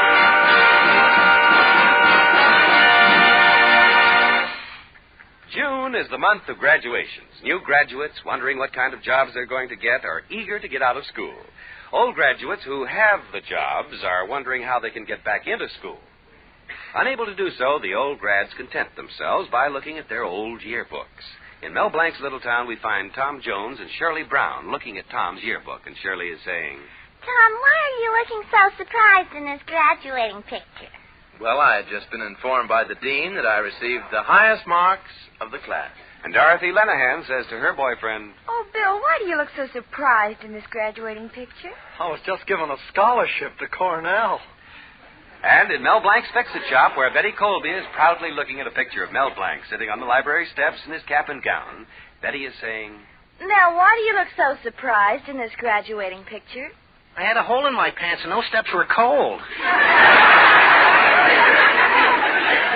So they continued turning the pages in the yearbook until Betty said, Mel, look at that picture of the freshman class. Who's that funny-looking anemic kid with the stupid face and the buck teeth? That's me. Oh, guys, those were the good old days. The 3 R's, reading, writing, arithmetic. There should be 4 R's. 4 R's? Yeah, reading, writing, arithmetic, and a raise for the teachers. Betty, look at the picture of this fellow. Remember him, Bernie Henderson? He always used to throw spitballs. Never did anything but throw spitballs. Did he ever amount to anything? I'll say he did. He's the guy who invented moisturized cigarettes. And this fellow on the left, Joe Hansen, he was a monitor. He used to shout and make everybody stand up. If anyone came in second late, he'd slam the door in their face. Oh, what's he doing now? He's driving a bus in Los Angeles. And there's Sam Long, the class dunce. He used to think he was a chicken. That's odd. You ever hear from him? No, but every once in a while he sends me a half a dozen eggs. Matter of fact, I called him up the other day to thank him. Oh, what'd he say? Well, Mel, you weren't much of a student, were you? What? Why, Professor Baker said I had a wonderful head for science. Well, they even wanted me at Harvard. Oh? Why didn't you go? I told you, they didn't want me, they just wanted my head. Mel, what's that little poem under your picture in the yearbook? Oh, my teacher wrote it in. Listen. To Mel Blanc, you'll become a great success. You'll have power and be strong. You'll have $1 million. You should live so long. Oh, Betty, look, here comes your father. Oh, hello, Betty. Hello, Father. Hello, Mr. Colby. Say, you're looking very happy today. Yes, today's a big day for me. The principal of Monroe High School has asked me personally to secure the speaker for the graduation ceremonies. And I've been fortunate enough to obtain the famous Chinese philosopher, Dr. Tao. Oh, gosh, that's wonderful, Mr. Colby. It just shows that through perseverance and clean living, a humble education, a man can stand and fight for the better things in life and bring an entire nation to realize right from wrong. Why, Mel, that's beautiful. Where did you hear it? On the Lone Ranger. Well, never mind. Who knows how the school will reward me? Why, it's possible they may give me an honorary degree. Why, they may even go so far as to dedicate a room to me. Gosh, what an honor. Every time the students wash their hands, they'll see your name. What? You know, you young people of today are too impertinent. Why, in my day, it was like in Lincoln's time. We appreciated more things. We used to walk 12 miles to school and 12 miles back. Yeah, and I can just see the graduation. Instead of a diploma, they give you a box of Dr. Scholl's foot pads. No. I can't waste any time with you. Dr. Tao is arriving at the station. I've got to meet him. Holy smoke, it's 4:30. I've wasted so much time with you, I won't be able to make it. And there'll be nobody to meet him. Well, Mr. Colby, don't worry. My assistant, Zuki, is helping out a friend who's sick. He's working at the station as a train announcer. I'll call Zuki up and tell him to meet the doctor. That's wonderful, Mel. Thanks. Oh, you see, Mr. Colby? I always come through when you need me. Give me that phone.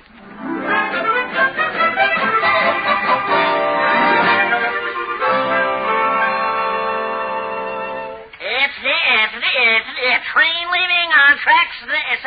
It's train leaving on track 5. It's train leaving on never mind, the train left. Gee, Mel asked me to meet Dr. Tao. I wonder... Oh, there he is. Oh, Dr. Tao. How do you do? Did you call me, young man? Yeah, I represent Monroe High School. Dr. Tao, I'm here to extend formal... Dr. Tao, I'm here to... Dr. Tao, I'm here to Dr. Tao, what's up, Doc?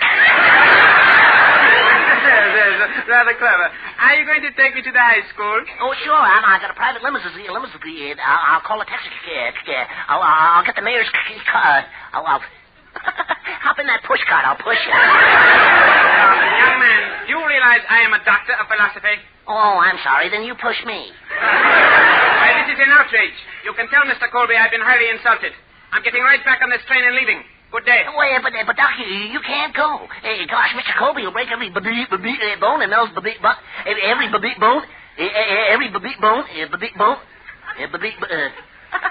bon voyage.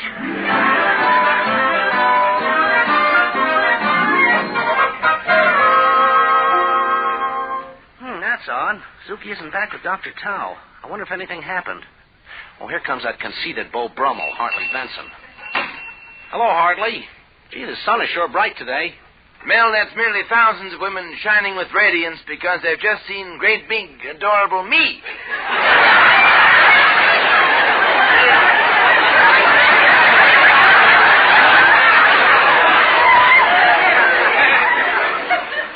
In fact, I'm such a beautiful bundle of bliss, I could give myself a great big kiss.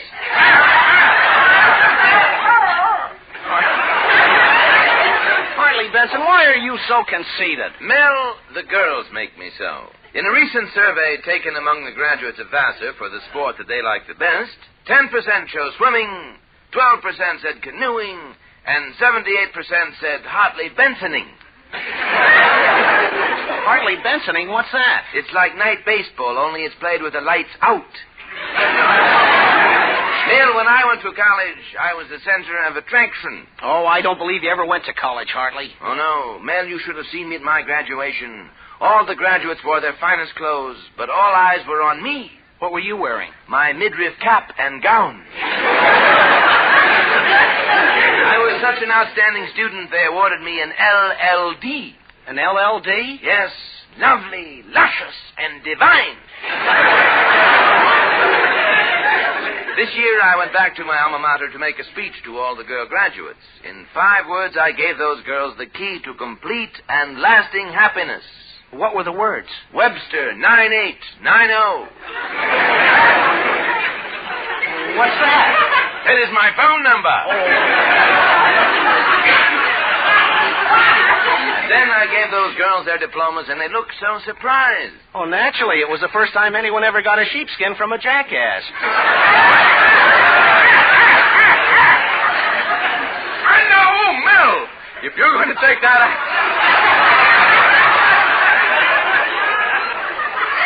Makes me very happy to tell you that I was at the station, and I saw Zuki make such a fool of himself that Dr. Tao isn't going to appear at the graduation exercises. What? Yes, he got back on the train and left, and I'm leaving too. Goodbye, you buffoon. I'm so lovable and grand, tomorrow I'm asking myself for my hand. So long, Mel, nice seeing me.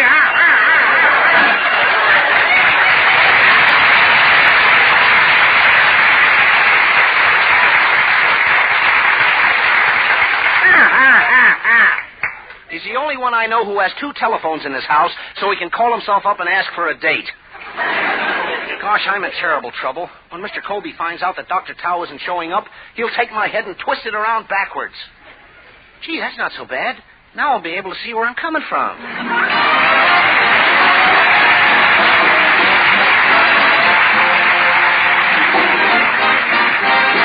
Use Colgate tooth powder, keep smiling just right. Use it each morning and use it each night. It cleans your teeth, makes breath so sweet. Use Colgate tooth powder. Teeth that sparkle, a breath that's fresh. Yes, Colgate tooth powder, the all-purpose Colgate tooth powder, cleans your teeth and sweetens your breath. Colgate tooth powder creates a rich, lively, pleasant-tasting foam that really cleans. Your whole mouth feels fresh and sweet. It's been proved in 7 cases out of 10, Colgate tooth powder instantly stops unpleasing breath that originates in the mouth. And when it comes to cleaning your teeth, this all-purpose Colgate tooth powder gives dazzling results, reveals the natural brilliance of your teeth. Colgate tooth powder does everything a dentifrice should do. That's why it's an all-purpose tooth powder. Use Colgate tooth powder for teeth that sparkle and a breath that's sweet. Use Colgate tooth powder.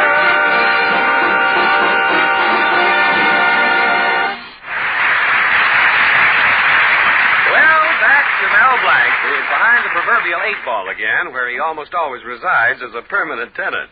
It seems that Mr. Colby expected an honorary degree because he had obtained the services of the Chinese philosopher Dr. Tao for the high school graduation exercises. But Mel's interference through his assistant Zuki caused Dr. Tao to cancel his speaking engagement. Now we find Mel in his fix-it shop a little worried. Gosh, if that's Mr. Colby and he finds I'm here, he'll kill me. Hello, Mel Blanc, fix the job. You bend it, we mend it. Who is this, please? Oh, Mr. Colby? Oh, I'm so sorry. Mel Blanc just left town. Oh, where did he go? Holland. Well, they got a leak in the dike, and he's got the only thumb that fits. Goodbye. Off smorgasbord. Gosh, he sounded angry. If he catches me, I'll be smorgasbord. Oh, here comes my lodge president, Mr. Cushing. Maybe he'll be able to help me out. Hello, Mel. Ugga-boo. Greetings, mighty potentate. How's your little helpmate? Mel, when you're married to a woman like my wife, the word is help. She's got a new thing now, Mel. Before she goes to bed, she puts an ice pack on her head and rubs her face with alcohol. I tell you, Mel, it's like sleeping next to a Mickey Finn. Last night she came over and kissed me. You want to know something, Mel? Yeah? I wish it were a Mickey Finn. What a woman. Last night we had an argument. She said to me, John, if I hear another word, I'll die. Well, what do you do? turned on Gabriel heater. What a face. Well, the other day I put a picture of my wife in my wallet. Now, there was a $1 bill and a $5 bill in it. I looked in my wallet this morning. You know what happened? What?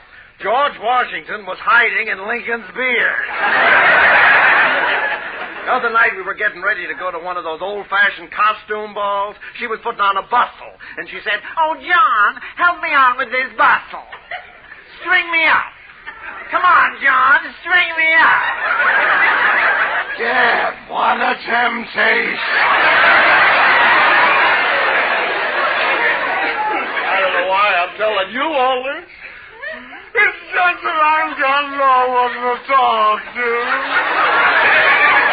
Gosh, mighty potentate, if you think you've got troubles, listen to mine. On account of me, Dr. Tao won't speak at the high school graduation, and now Mr. Colby will scalp me. Oh, don't worry, Mel. You can always borrow my wife's toupee. Well, wait a minute, Mel. You're good at impersonations. Why don't you disguise yourself as Dr. Tao? Oh, but disguises are pretty tough to get away with. What are you talking about, Mel? For 50 years, my wife has been disguising herself as a human being. Gee, maybe it will work. Sure, and you'll thank me for it. Well, I gotta be going now, Mel. Where you going, mighty potentate? Well, Mel, I can do one of two things. I can go to the movies and see Cheyenne, or I can go home and look at Death Valley.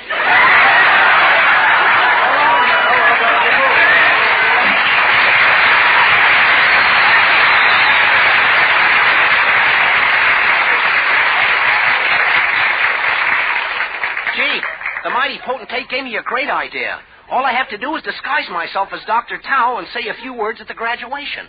Now to talk Mr. Colby into let me do it.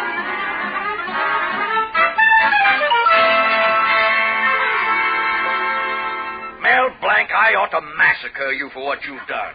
Now this ridiculous idea of impersonating Dr. Tao. Well, Mr. Colby, it's either I do that or you don't get your honorary degree. Well, but do you think you can get away with it? Oh, sure. Listen to this. Hola, ma. Laptom sang toi olo. What does that mean? Two chow mein, hold the noodles. Don't forget, Mr. Colby, the store next to my fix-it shop is a Chinese restaurant. Well, I suppose I have no alternative. All right, get your disguise, and remember this. Bung Dao Gao. Tao Mel Blanc Congadiska. Well, what's that? If Mel Blanc foul things up, he'd join honorable ancestors.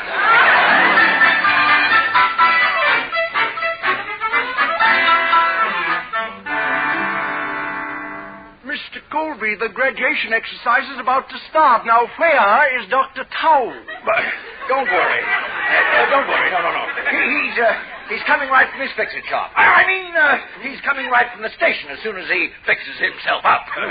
Oh, here comes a very distinguished Chinese-looking gentleman now. That must be he. Yes, it's he. No, it's him. No, it's he. You're right. Dr. Tao, allow me to present the principal of Monroe High, Mr. Flyshacker. Dr. Tao, I've been preparing for this moment. As you say in China, ni hao bu hao. Thank you. And as we say in China, egg foo young. But egg foo young is something you eat. I know. Last night, my wife served me egg foo young. Made it very sick. Why? Egg was full and not too young. Dr. Tao, if I may ask, what is your first name? Tingling. Tingling? Yes, mother was frightened by good humor, man. Dr. Tao, I've always been very interested in your customs. Now tell me, do you always eat with chopsticks? No, me heavy eater. Use golf clubs.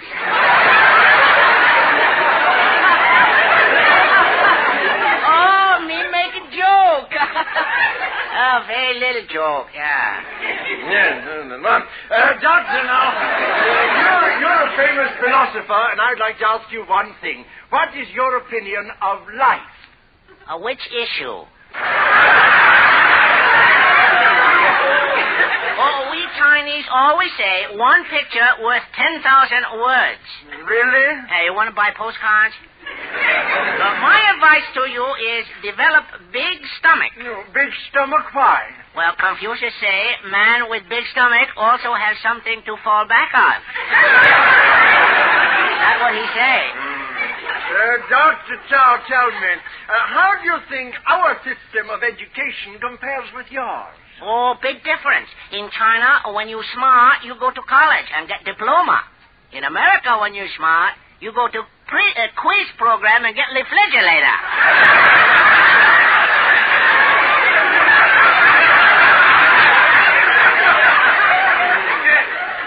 Infinite wisdom packed into a few words. Oh, yes, I make a mistake on the words, too, yes. Express.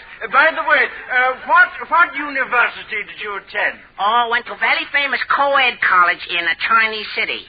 Peking? Oh, no, when co-ed pass by me, take a good look. Oh, me very good scholar in China. Just take examination. No have pen, use goose feather. Goose feather? Yeah, but what trouble I have using goose feather. I couldn't get one answer down. Why not? Paper too ticklish. Well, I see the students have all taken their seats now, so let's go on stage and I shall introduce you. Boys and girls of Monroe High.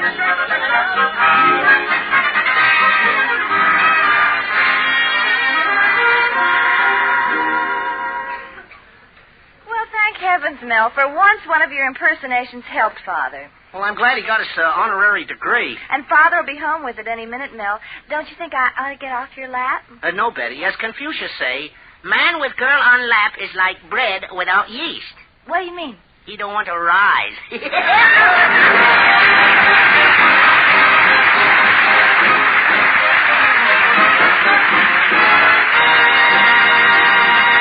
This is Mel Blanc saying thanks for listening. Good night, and that's all, folks.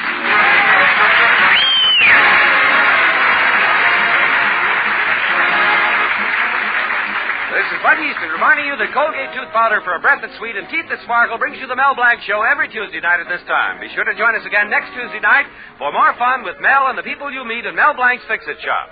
Say hello to Halo Shampoo for naturally bright and beautiful hair. Remember, even finest soaps and soap shampoos hide the natural luster of your hair with dulling soap film. But Halo Shampoo contains no soap, therefore leaves no dulling soap film. Even in hardest water, Halo makes oceans of rich, fragrant lather, quickly banishes loose dandruff and dirt. Halo needs no lemon or vinegar rinse. Say hello to Halo and goodbye to dulling soap film. Get Halo shampoo at any cosmetic counter. Remember,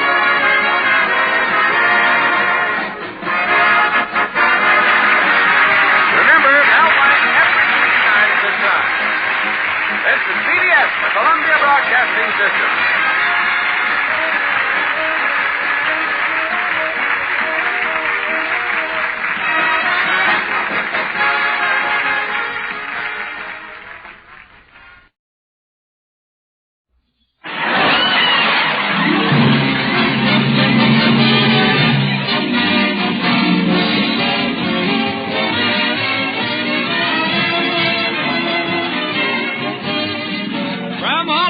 Colgate Tooth Powder presents The Mel Blanc Show, written by Mac Benoff, with Mary Jane Croft, Joe Kearns, Hans Connery, Jim Backus, Jill Walker, the sportsman Victor Miller and his orchestra, and starring the creator of the voice of Bugs Bunny. What's up, Doc? Yes, Colgate Tooth Powder for a breath that's sweet and teeth that sparkle brings you The Mel Blanc Show, with Mel playing his new character, Zuki. Hello, everybody. Hello, everybody. Hi. And starring himself in person, Mel Blanc. Hi, folks. Ugga, ugga, boo, ugga, boo, boo, ugga. Colgate Tooth Powder, keep smiling just right. Use it each morning and use it each night. It cleans your teeth, makes breath so sweet. Use Colgate Tooth Powder. Want teeth that sparkle and dazzle, a breath that's fresh and sweet? Then try Colgate Tooth Powder. For the new all-purpose Colgate Tooth Powder cleans your teeth and sweetens your breath. Yes, this new all-purpose tooth powder produces an amazingly rich active foam that's marvelously effective. Every time you brush your teeth with this new all-purpose Colgate Tooth Powder, your whole mouth feels clean, sweet, fresh. Your teeth regain their natural sparkle. It's been proved in 7 cases out of 10 that Colgate Tooth Powder instantly stops unpleasing breath that originates in the mouth. And as for cleaning, you can depend on Colgate Tooth Powder revealing the natural brilliance of your teeth. Yes, Colgate Tooth Powder, the new all-purpose tooth powder, does everything you can expect or ask of a dentifrice. Try Colgate Tooth Powder today for teeth that sparkle and a breath that's sweet. Use Colgate Tooth Powder. It's a romantic June day in Mel Blanc's little town, and young couples like to sit in Crotona Park and dream of their future. In one part of the park, we hear Shirley Lewis saying to her boyfriend Seymour, "Oh, Seymour, we'll be so happy after we're married. I'll sit home knitting a garment to fit over tiny little arms and tiny little shoulders." Gee, that's wonderful, Shirley. I hope it's a girl. And Dottie Feller is saying to her boyfriend Nate, "Oh, Nate, after we're married, we'll be so happy. I'll stay home knitting a garment to fit over tiny little arms and tiny little shoulders." Gee, that's wonderful, Dottie. I hope it's a girl. And where Betty Colby has been talking to her boyfriend Mel Blanc, Betty is saying, "Oh, Mel, we'll be so happy after we're married. I'll sit home knitting a garment to fit over tiny little arms and tiny little shoulders." Gee, that's wonderful, Betty. I could use a new sweater.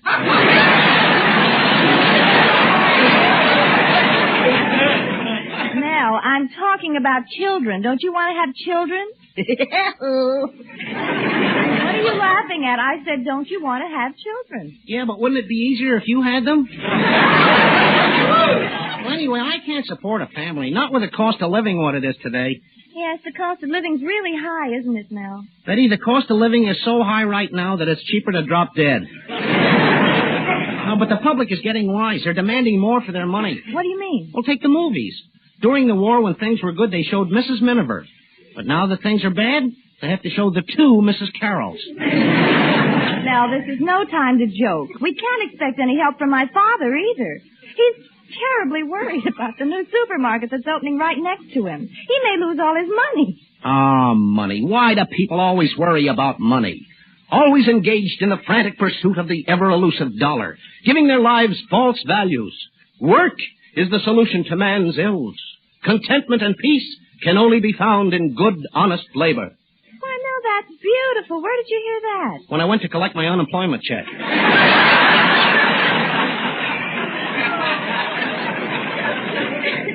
but all this talk about money is ridiculous. After all, what is money? Just paper. And I'm not asking much out of life.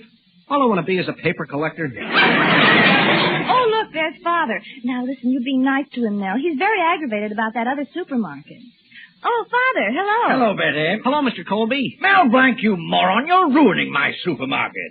What did you do to that burglar alarm I gave you to fix? Well, something wrong, Mr. Colby? I didn't have enough parts for the burglar alarm, so I put some in from a jukebox. A jukebox? No wonder when I opened the store this morning, I found a burglar dancing with my night watchman. All inside it was, too. Well, what are you complaining about, Mr. Colby? You should have charged him 10 cents a dance. Oh, you idiot. And you want to marry Betty. Well, I won't let it happen. An idiot is bound to have idiots for children. That's not true, Mr. Colby. Your daughter is perfectly normal. Now, look, Blank, don't irritate me. I'm aggravated enough about that supermarket opening next to me. Wait a minute, Mr. Colby. I got a great idea. That other supermarket is opening tomorrow, isn't it? Yes. Well, why don't you put on a show in your supermarket and nobody will go to the other opening? Say, that is a great idea, Mel. But who could I get for the show? Leave it to me. I'll invite all the stars like John Garfield, Gene Kelly, Dane Clark, Katharine Hepburn, Edward G. Robinson, Hedy Lamarr, and Henry Schnickelfritz. Who is Henry Schnickelfritz? He's the one who'll show up. Mr. Colby, we don't need stars. I'll do the show myself. You? What can you do? I'll be the master of ceremonies. Oh, I can tell wonderful jokes. Just listen to this one. A big overgrown kid went to his mother and he said, Ma, can I have a quarter for the movies? So his mother gave him the money, and 10 minutes later the kid was back asking, Ma, can I have another quarter for the movies? She gave it to him again, and sure enough, 10 minutes later he was back. Ma, can I have another quarter for the movies?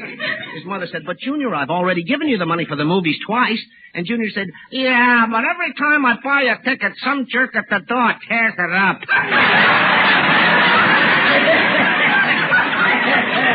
Well, that was very funny. Well, if you can put together an act like that, I guess I can make you master of ceremonies. Well, you won't be sorry, Mr. Colby. Now I gotta beat it back to the fix-it shop. I'll write down the jokes I'll tell and have Zuki bring the act over to you. So long, Mr. Colby. So long, Betty.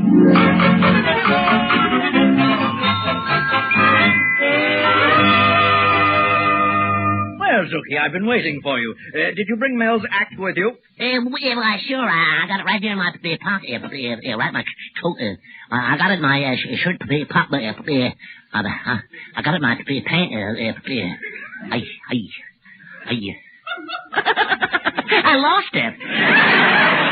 Well, I suppose you'll have to go back to Mel and tell him to write out the act again. Oh, no, I remember the jokes. And the first one goes like this. I got a letter from my girl, and she's not feeling well. You got a letter from your girl, and she's not feeling well? Yeah, the letter says, I am in Chicago, sick. Chicago, sick?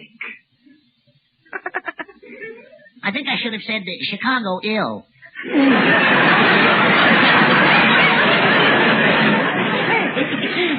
Hey, ain't that a ain't that a hum the ding all aboard. Ain't that it stinks, huh? Zuki, there must be more to Mel's act than just that. Oh, sure. Hey, here's another joke. Seems a man. What does it kill you? This man was walking down the street. When he met this girl. And then the girl said... Yes, Zuki. What did the girl say? I forgot.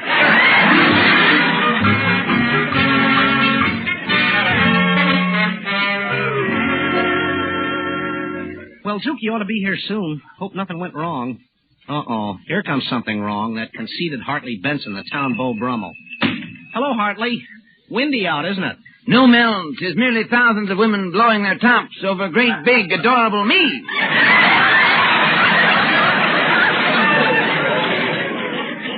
In fact, I know myself like an open book. I'd marry myself if I could only cook.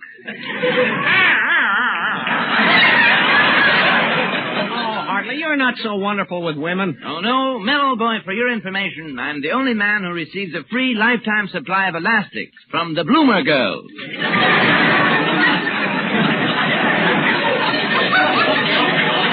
Oh, you're exaggerating. Mel, old boy, have you seen the new telephone directories? On the cover it says, housewives for the time of the day, dial Maine 3131. But for the time of your life, dial Hartley Benson. Hartley, you must think you're the greatest Romeo in the world. Mel, form your own conclusion. But the women have gotten together and are sending me to a furniture store to have my lap upholstered.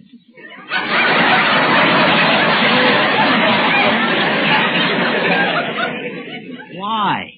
They want to turn it into a love seat.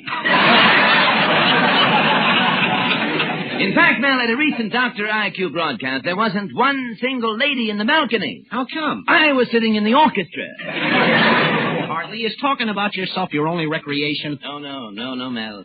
Last night I had the most wonderful time. I went to an amusement park and rode the whip. Well, why was it so good, Hartley? It went around so fast, for the first time in my life, I was able to kiss myself on the back of my neck.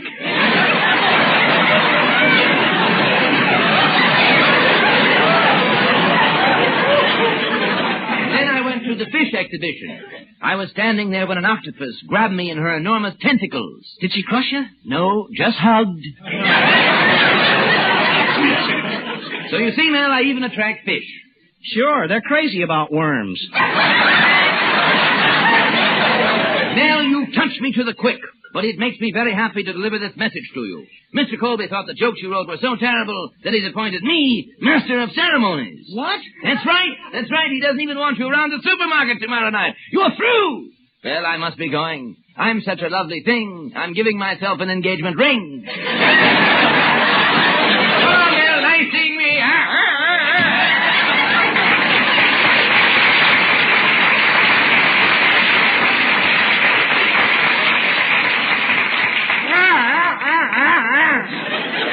What a character. He's the only guy I know who goes to a dance and then cuts in on himself. Gosh, Mr. Colby says I can't go to the supermarket tomorrow night. Well, I'll get to that show somehow, and I'll be the Master of Ceremonies, too. Yeah, but if I show up, Mr. Colby will break me in half. Say, that's not so bad. I can go on as a team.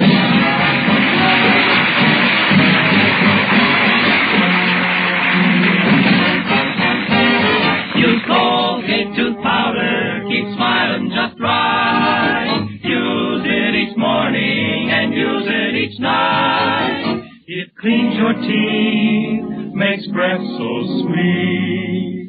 Use Colgate tooth powder. Teeth that dazzle and a breath that's sweet. Isn't that what you want? What everyone wants? Then try Colgate tooth powder. Yes, that pleasant-tasting Colgate all-purpose tooth powder. The second you brush it on your teeth, it gets busy, bubbles through your mouth with a cleansing, foaming action. Fine for your breath, you bet. In 7 cases out of 10, it's been proved that Colgate tooth powder instantly stops unpleasing breath that originates in the mouth. And when it comes to cleaning your teeth, this all-purpose tooth powder gives a dazzling performance, reveals the natural brilliance of your teeth. So for teeth that sparkle naturally and a breath that's sweet, use Colgate tooth powder. Use Colgate tooth powder. And now, Victor Miller and the orchestra with their arrangement of In My Adobe Hacienda.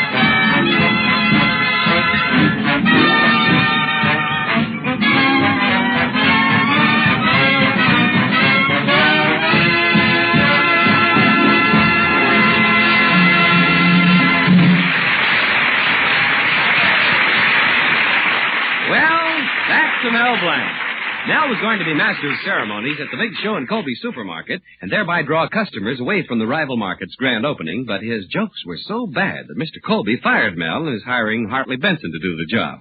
Mel feels very badly about it. Right now, we find him in his fix-it shop, brooding. What's the use of worrying?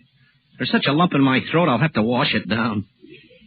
Well, I'll pour myself a glass of water.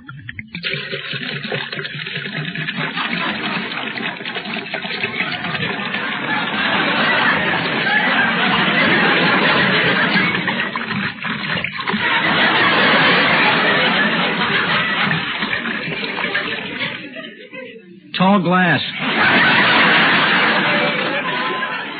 Gosh, what am I going to do? Oh, here comes my lodge president, Mr. Cushing. Hello, Mel. Ugga-boo, ugga-boo-boo, ugga. Greetings, mighty potentate. Ugga-boo, ugga-boo-boo, ugga. How's your little sugar plum? Mel, if you mean my wife, the word is wrinkled prune. Oh, don't be so harsh with your wife, mighty potentate. She's not that bad.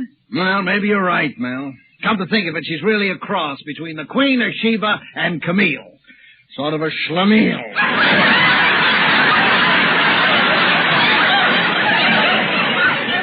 She made a new rule in the house, Mel. She said, John, no matter how much we argue, before you go to sleep, you've got to kiss me. Have you stopped arguing?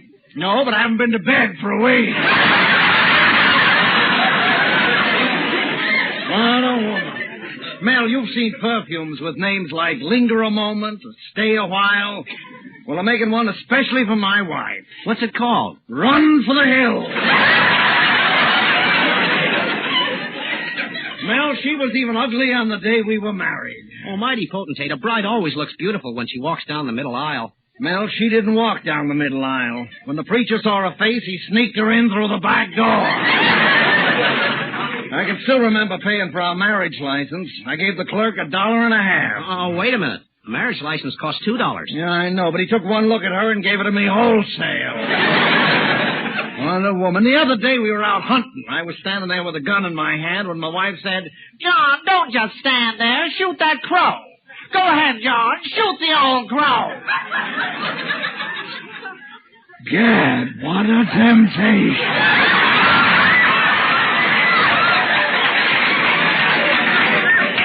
I don't know why I'm telling you all this. It's just that I've got low as a dog.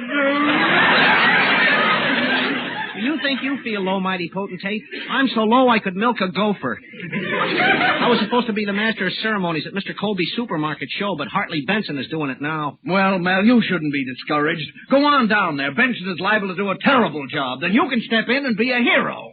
Gosh, mighty potentate, that's what I like about you. You never give up. You never say die. What's the use, Mel? For 20 years I've been suggesting it to my wife, but nothing happens. Well, you take my advice. She'll thank me later on. Well, I gotta be going now. Where are you going, mighty potentate? Well, Mel, I can do one or two things. I can go to the movies and see The Miracle on 34th Street, or I can go home and look at The Plague on 8th Avenue.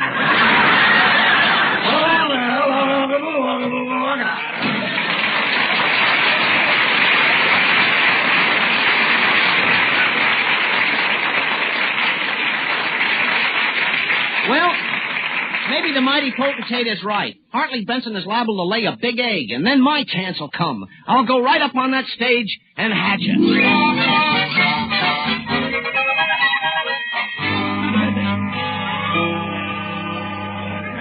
Good evening, ladies and gentlemen. Welcome to my supermarket, and I hope you'll enjoy the show.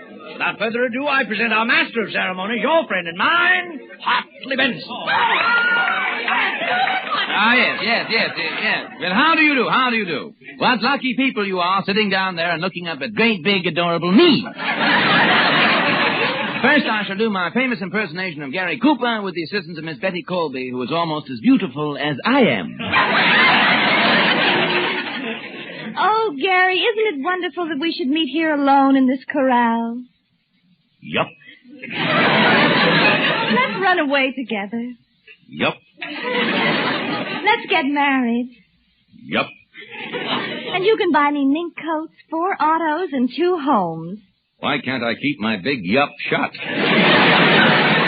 Oh, Gary, can't you be more romantic? Look at that calf kissing that cow. Why can't we do the same? Go ahead. It's your cow. Betty, listen to those people booing. What am I going to do? The audience is leaving for the other supermarket. Oh, Mr. Colby, I'm here to help you out. Let me take over. Mel Blanc, I thought I told you to stay out of... well, wait a minute.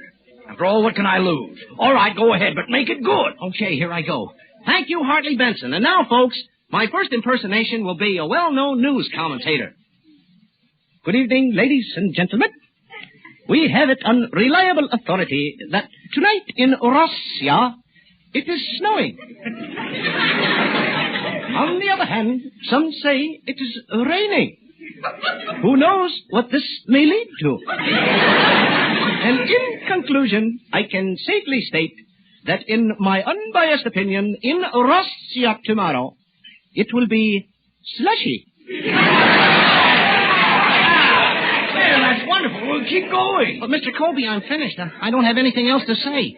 Besides, you won't let me tell those jokes I wrote for you. You mean that horrible joke about your girl being sick in Chicago? Well, Mr. Colby, she's not in Chicago sick. She's in Chicago ill. Hey, Mr. Colby, they like that kind of stuff. Let's give them the rest of the act I wrote. Hey, Yapper! Yes, what is it, Costello? Oh, I think the family upstairs from us has got a bad leak in their pipes. What makes you think so? Oh, yesterday I finished my plate of soup 3 times. Hey, Yapper! Look, here's a picture of my uncle. He's a flagpole sitter. Well, why isn't he sitting on top of the pole? Well, his wife died and he's sitting at half-mast. Oh, gosh, my luggage. Hey, Yapper! Hey, do you know why insurance is like a football game? No, why? Because your relatives stand on the sidelines waiting for you to kick off. Hey, tell me, what happened to your old girlfriend, Costello, the one with a shape like a dreamboat? Oh, she hasn't got a shape like a dreamboat anymore. Why not? Her pier has collapsed. Now, just a minute, Costello. Oh, I'm a bad boy.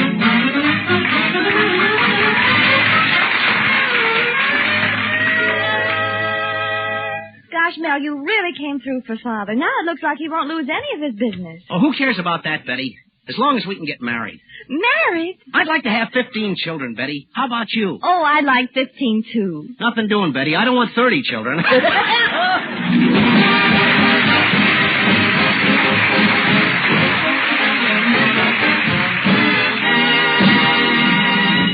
This is Bud Easton reminding you that Colgate tooth powder for a breath that's sweet and teeth that sparkle brings you the Mel Blanc Show every Tuesday night at this time. Be sure to join us again next Tuesday night for more fun with Mel and the people you'll meet in Mel Blanc's Fix-It Shop. Say hello to Halo Shampoo for naturally bright and beautiful hair. Remember, even finest soaps and soap shampoos hide the natural luster of your hair with dulling soap film.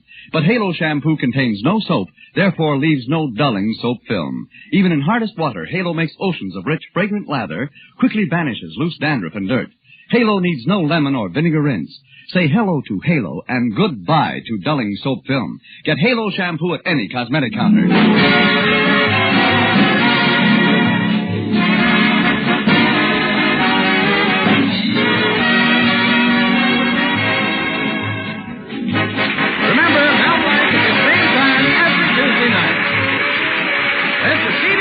Columbia Broadcasting System.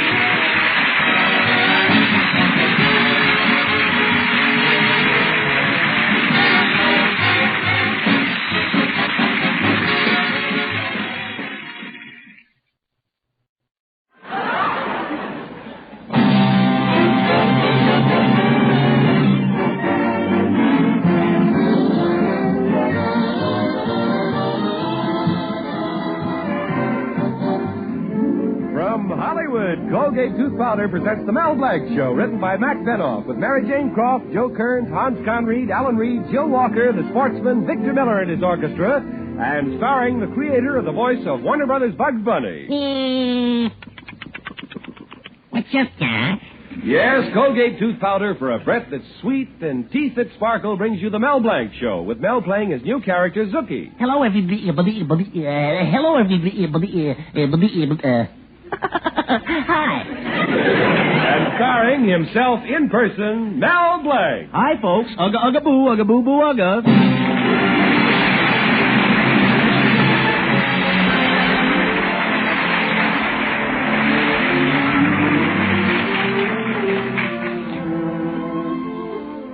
Throughout the pages of history, heroes have been depicted as men of great force and iron will.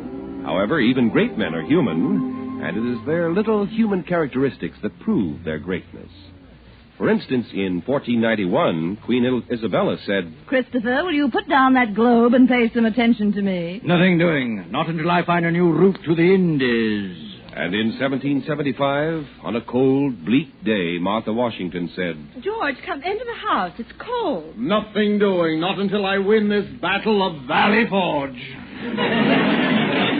And today, in the home of Betty Colby, Betty speaks to another great man, her boyfriend, Mel Blanc, and says, Mel, come down off that chandelier. Nothing doing. Not until that mouse is gone. Well, the mouse got tired of waiting, so he left. Mel came down, and just before he and his girlfriend Betty left for the picture show at the Bijou, Betty said, Oh, Mel, you're such a coward, afraid of a mouse. I am not a coward. I never told you about the time I was held up in my fix-it shop. I said to that crook, all right, put your gun on the table and scram. And what did he do? He told me to go jump in the lake. Well, what happened? I don't know. When I got back, he was gone. Now, you're just a weakling. Oh, is that so? I'm tired of all this talk. The next one who calls me on the telephone is going to get it from me. I'm going to tell him off. I don't care who it is. Answer that, Betty. Huh? Oh, all right, I'll answer it. Hello, Betty Colby's house. What? Now, listen, fathead.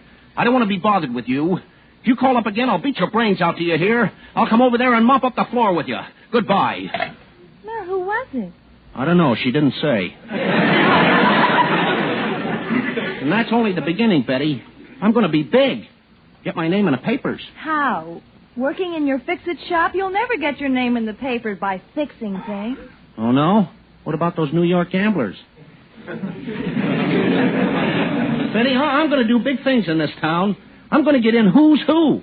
And everybody in town will say, there's Mel Blanc. Who's Who? We knew him when he was What's That?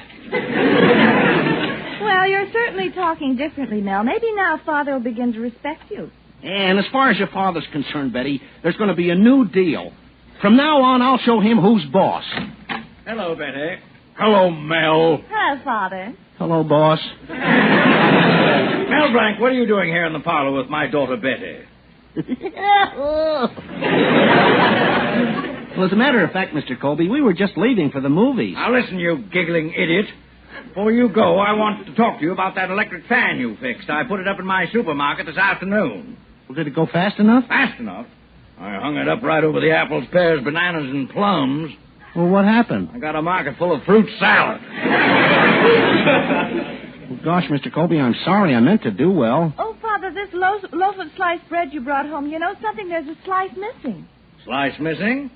That's funny. I had a few complaints at the store about the same thing today. Oh, well, it's probably nothing. Nothing? A slice of bread missing from every loaf, and you call that nothing? Betty, keep your hands off that wrapper. What's the matter? We'll need it for fingerprints. The bread maniac is on the loose again. Oh. Now, the first thing... Oh, Blanc, you idiot. Keep out of this. Mr. Colby, stealing bread is serious. You're not dealing with an ordinary criminal. This man's a bread mapper. Yeah, who knows how far he may go? What do you mean? Why, tomorrow we may be siphoning the custard out of your chocolate eclairs. Now, stop being so silly. It's only a slice of bread. Betty, you think I'm a coward. Well, I'm going to show the both of you what a big man I really am. Oh, you idiot. Forget it. You hear me? Yeah, we've got to head him off. This thing is too big for the local police. I'll go to the FBI. I'll go to the Army. I'll go to the Navy. I'll go to the President. Mel Blanc! I'll go. Oh, Betty, you coming? No, Mel, you go on ahead. I'll meet you at the movies. Huh. Go on alone. She thinks I'm afraid. I'm not afraid. I'm going to solve that bread case. Guy may be very tough to catch. By now, he may be sticking the white bread under a sun lamp and selling it as pumpernickel. Uh-oh, there's Professor Potchnick, piano teacher.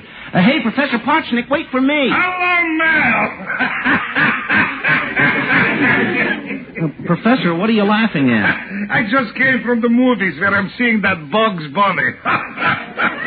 Is he funny? The way he says, what's up, comrade? Professor, don't tell me about the picture. I'm going to see it with my girl Betty. Besides, right now, I've got to find the bread thief. Please allow me to interrupt. Then I saw another picture, Duel in the Sun. So many actors. There's that fellow, not 100% wool. Not 100% wool? Yeah, Joe Cotton. And then there's that Jennifer Jones. Her part I couldn't understand. All through the picture she is wearing a blanket, so help me, never once went to sleep. But what love scenes I saw. Even in the balcony. But in the picture, first Gregory Peck kisses Jennifer Jones. Then she's kissing him, then he's kissing her, then she's kissing him. Will they go on kissing all through the picture? Why not? You should see the muscles in Gregory Peck's lips. So long, Mel. Well, goodbye. That's funny. Wasn't even interested in the case of the missing bread slice. I wonder. Maybe he took it. Mr. Colby threw me out. Maybe he has a reason. Even Betty. But love mustn't stand in the way. Everybody's a suspect. Wait a minute. Mel Blanc, where were you on the night of February the 18th? What am I talking about? I can't even eat bread. I'm on a diet.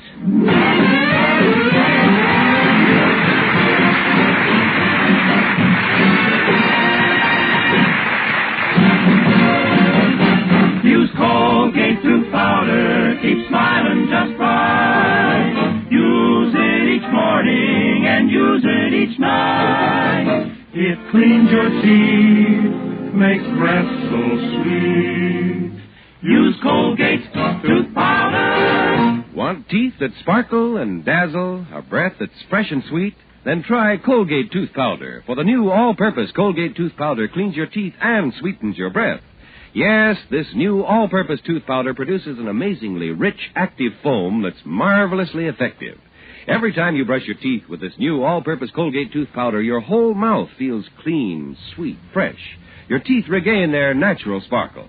It's been proved in 7 cases out of 10 that Colgate tooth powder instantly stops unpleasing breath that originates in the mouth. And as for cleaning, you can depend on Colgate tooth powder revealing the natural brilliance of your teeth, giving them that pearly, polished feeling. Yes, Colgate tooth powder, the new all-purpose tooth powder, does everything you can expect or ask of a dentifrice and does it beautifully. Try Colgate tooth powder today for teeth that sparkle and a breath that's sweet. Use Colgate tooth powder. Now, the sportsman, Victor Miller, and the orchestra, and Blue Skies.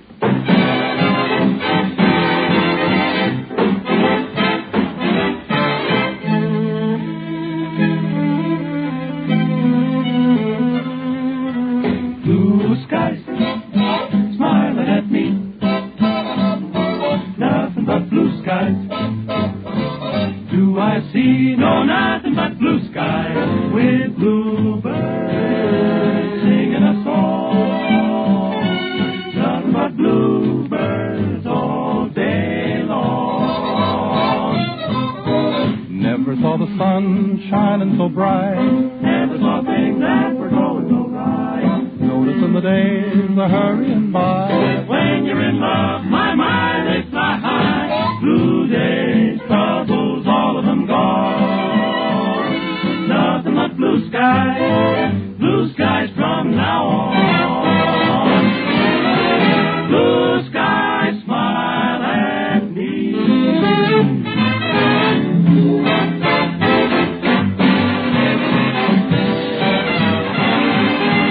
Bluebirds rip a song.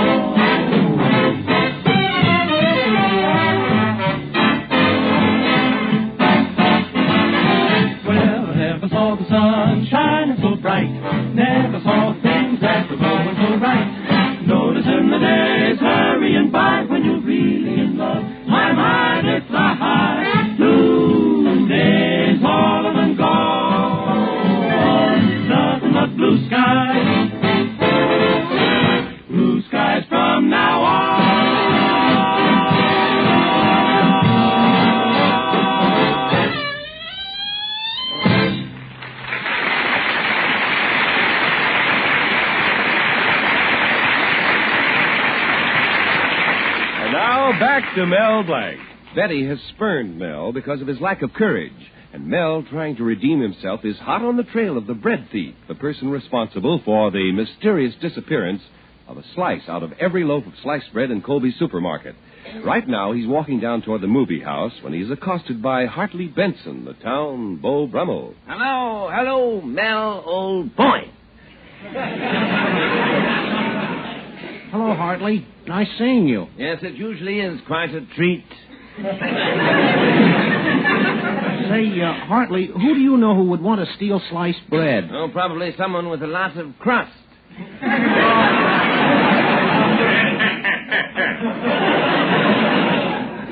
Can't you help me out? They stole one slice out of each loaf. Yes, well, let me think now. One slice out of each loaf. Lana Turner, Betty Grable, Rita Hayworth. What's Lana Turner and Rita Hayworth got to do with it? Well, as long as I'm thinking, I might as well enjoy myself. By the by, you needn't bother waiting for Betty outside the theater. You see, I am taking her. You're taking her? I'm supposed to meet her at the theater. Well, she evidently changed her mind. You know, old boy, while we look at Bugs Bunny, I'll snuggle up to your honey.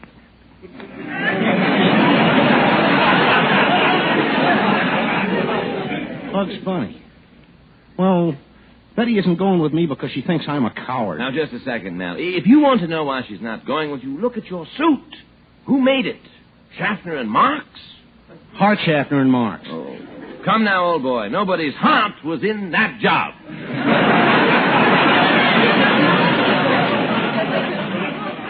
Oh, yeah? Well, this jacket happens to be a Hollywood model. Oh, yes, so it is. The shoulders are built for Mickey Rooney and the sleeves for Gary Cooper.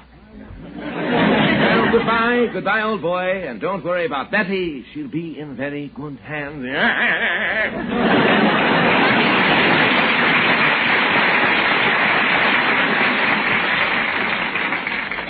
Yeah, what a character.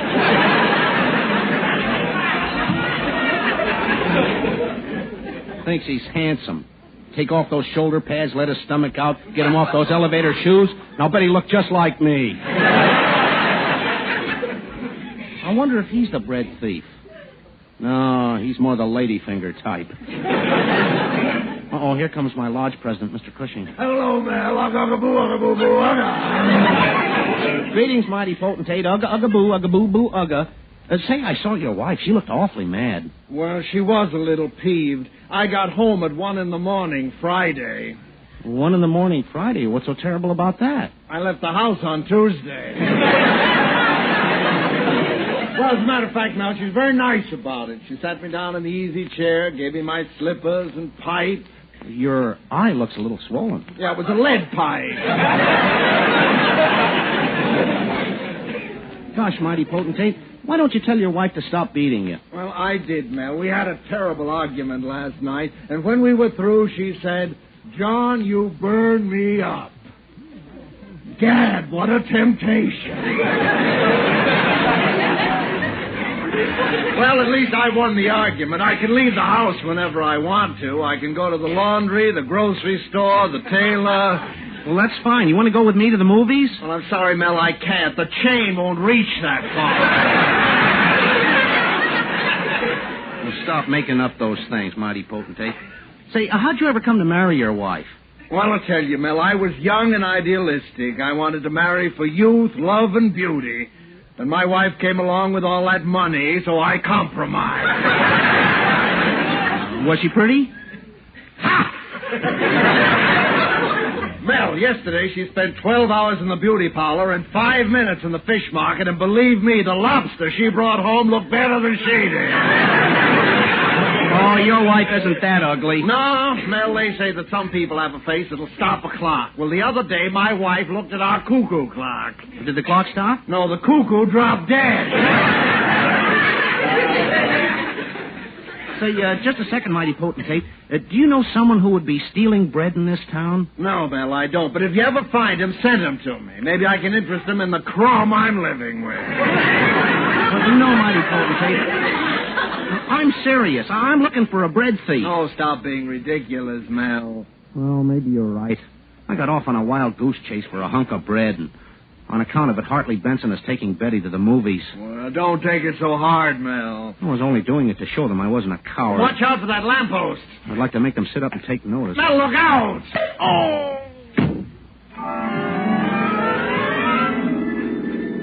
Oh, slice of bread. Colby, Betty, Bugs Bunny, missing slice of bread. Bugs Bunny, slice of bread. Hear ye, hear ye. The court of rye, white, and whole wheat will now come to order. Court will rise in general session. The missing slice of bread will now begin. Learned judges now entered the court, proceeds to the bench, and will now speak up. What's up, prosecutor? Here's the affidavit, Your Honor. The plaintiff Colby contends that the defendant, Mel Blanc, dispatched the firm's errand boy, one Zuki, with 12 cents to purchase one loaf of sliced bread. The aforementioned Zuki returned with the aforementioned bread and one slice was missing. The aforementioned defendant, Mel Blanc, was not refunded the aforementioned 12 cents, although he made an aforementioned big stink about it. Where's the first witness, Doc? Here I am, Your Honor. Your Honor, have you examined the witness? Yeah, certainly, Doc. What is your opinion? Step up, miss. Put your right hand on this white bread. Swear to tell the loaf, the whole loaf, and nothing but the loaf, so help you right, Fred. I do. Cross your knee and hope to die. Cross my knee? Oh, Your Honor, doesn't he mean cross my heart? Judge, the prosecutor knows what he's talking about. Well, I object, Your Honor. I want to cross-examine the defendant's assistant, Zuki. Okay, Zuki, take the stand. Now, young man, tell us. What's your name? John Doe. What's your occupation? Well, you see, I'm a radio announcer. A radio announcer? Yeah, listen. Doctor, I have a lady in the Doctor, I have a lady in the I have a lady in the Never mind, she went home. Is that all you announce? No, I also give the time. Well, how do you do that? Like this.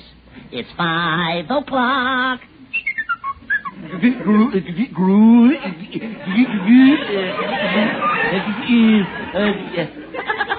It's 6 o'clock.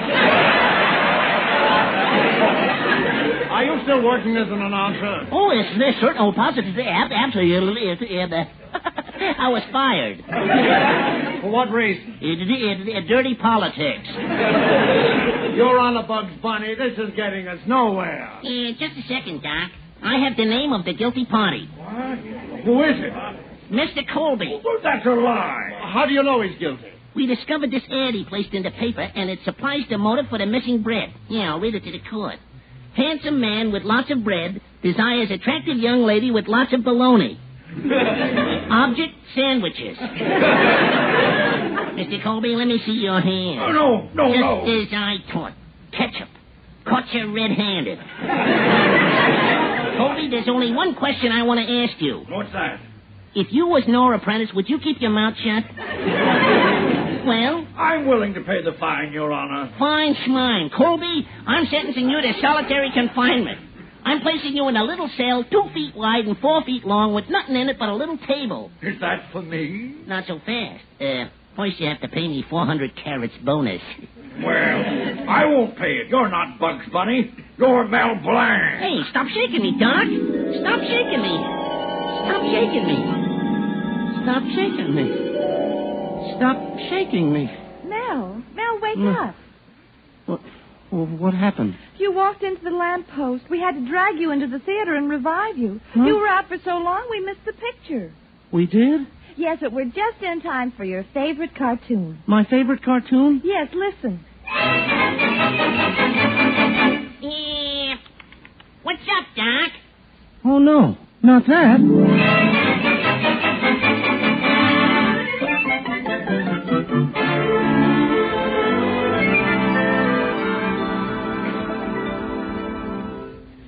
Oh, Mel, stop talking about Hartley Benson. I just made him say that to get you jealous. And besides, you're home with me, aren't you? Oh, Betty, I made a mess of everything with that bread thief business. I wonder what you see in me. Oh, I don't know. I guess I love you for the little things about you. The little things? Yes, put your head on my shoulder.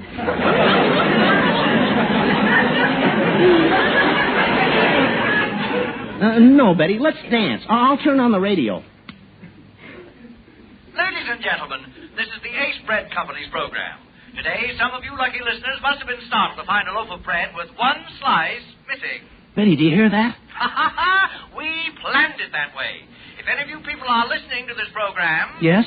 And you can get to the studio in 10 minutes, we will give him or her, absolutely free... Yes? The missing slice of bread. Is that all? What else?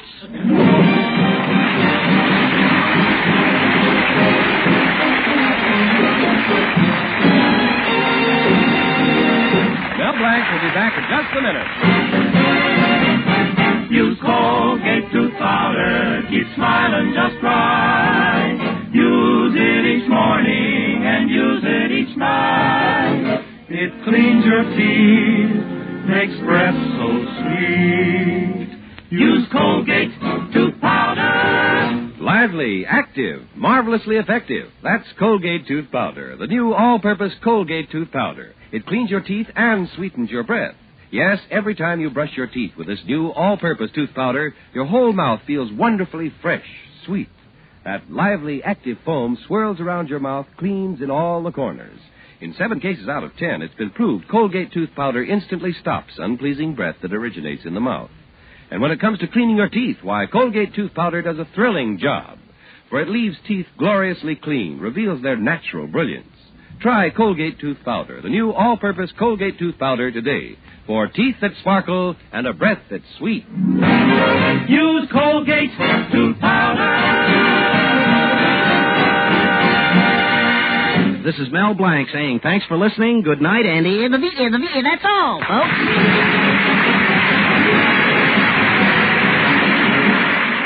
And this is Bud Easton reminding you that Colgate tooth powder for a breath that's sweet and teeth that sparkle brings you the Mel Blanc Show every Tuesday at this time.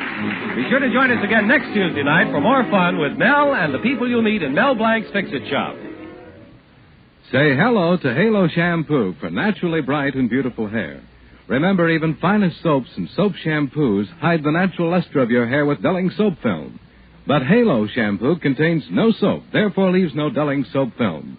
Even in hardest water, Halo makes oceans of rich, fragrant lather, quickly banishes loose dandruff and dirt.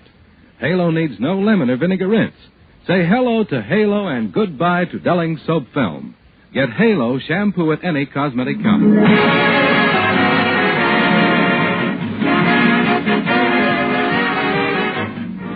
Ladies, right now there is a worldwide shortage of fats and oils. That is why the women of America are asked to keep on saving used fats. Keep on selling it to your butcher. Your butcher is now paying more for your waste cooking fat. Remember, Mel Blanc at the same time every Tuesday night. This is CBS, the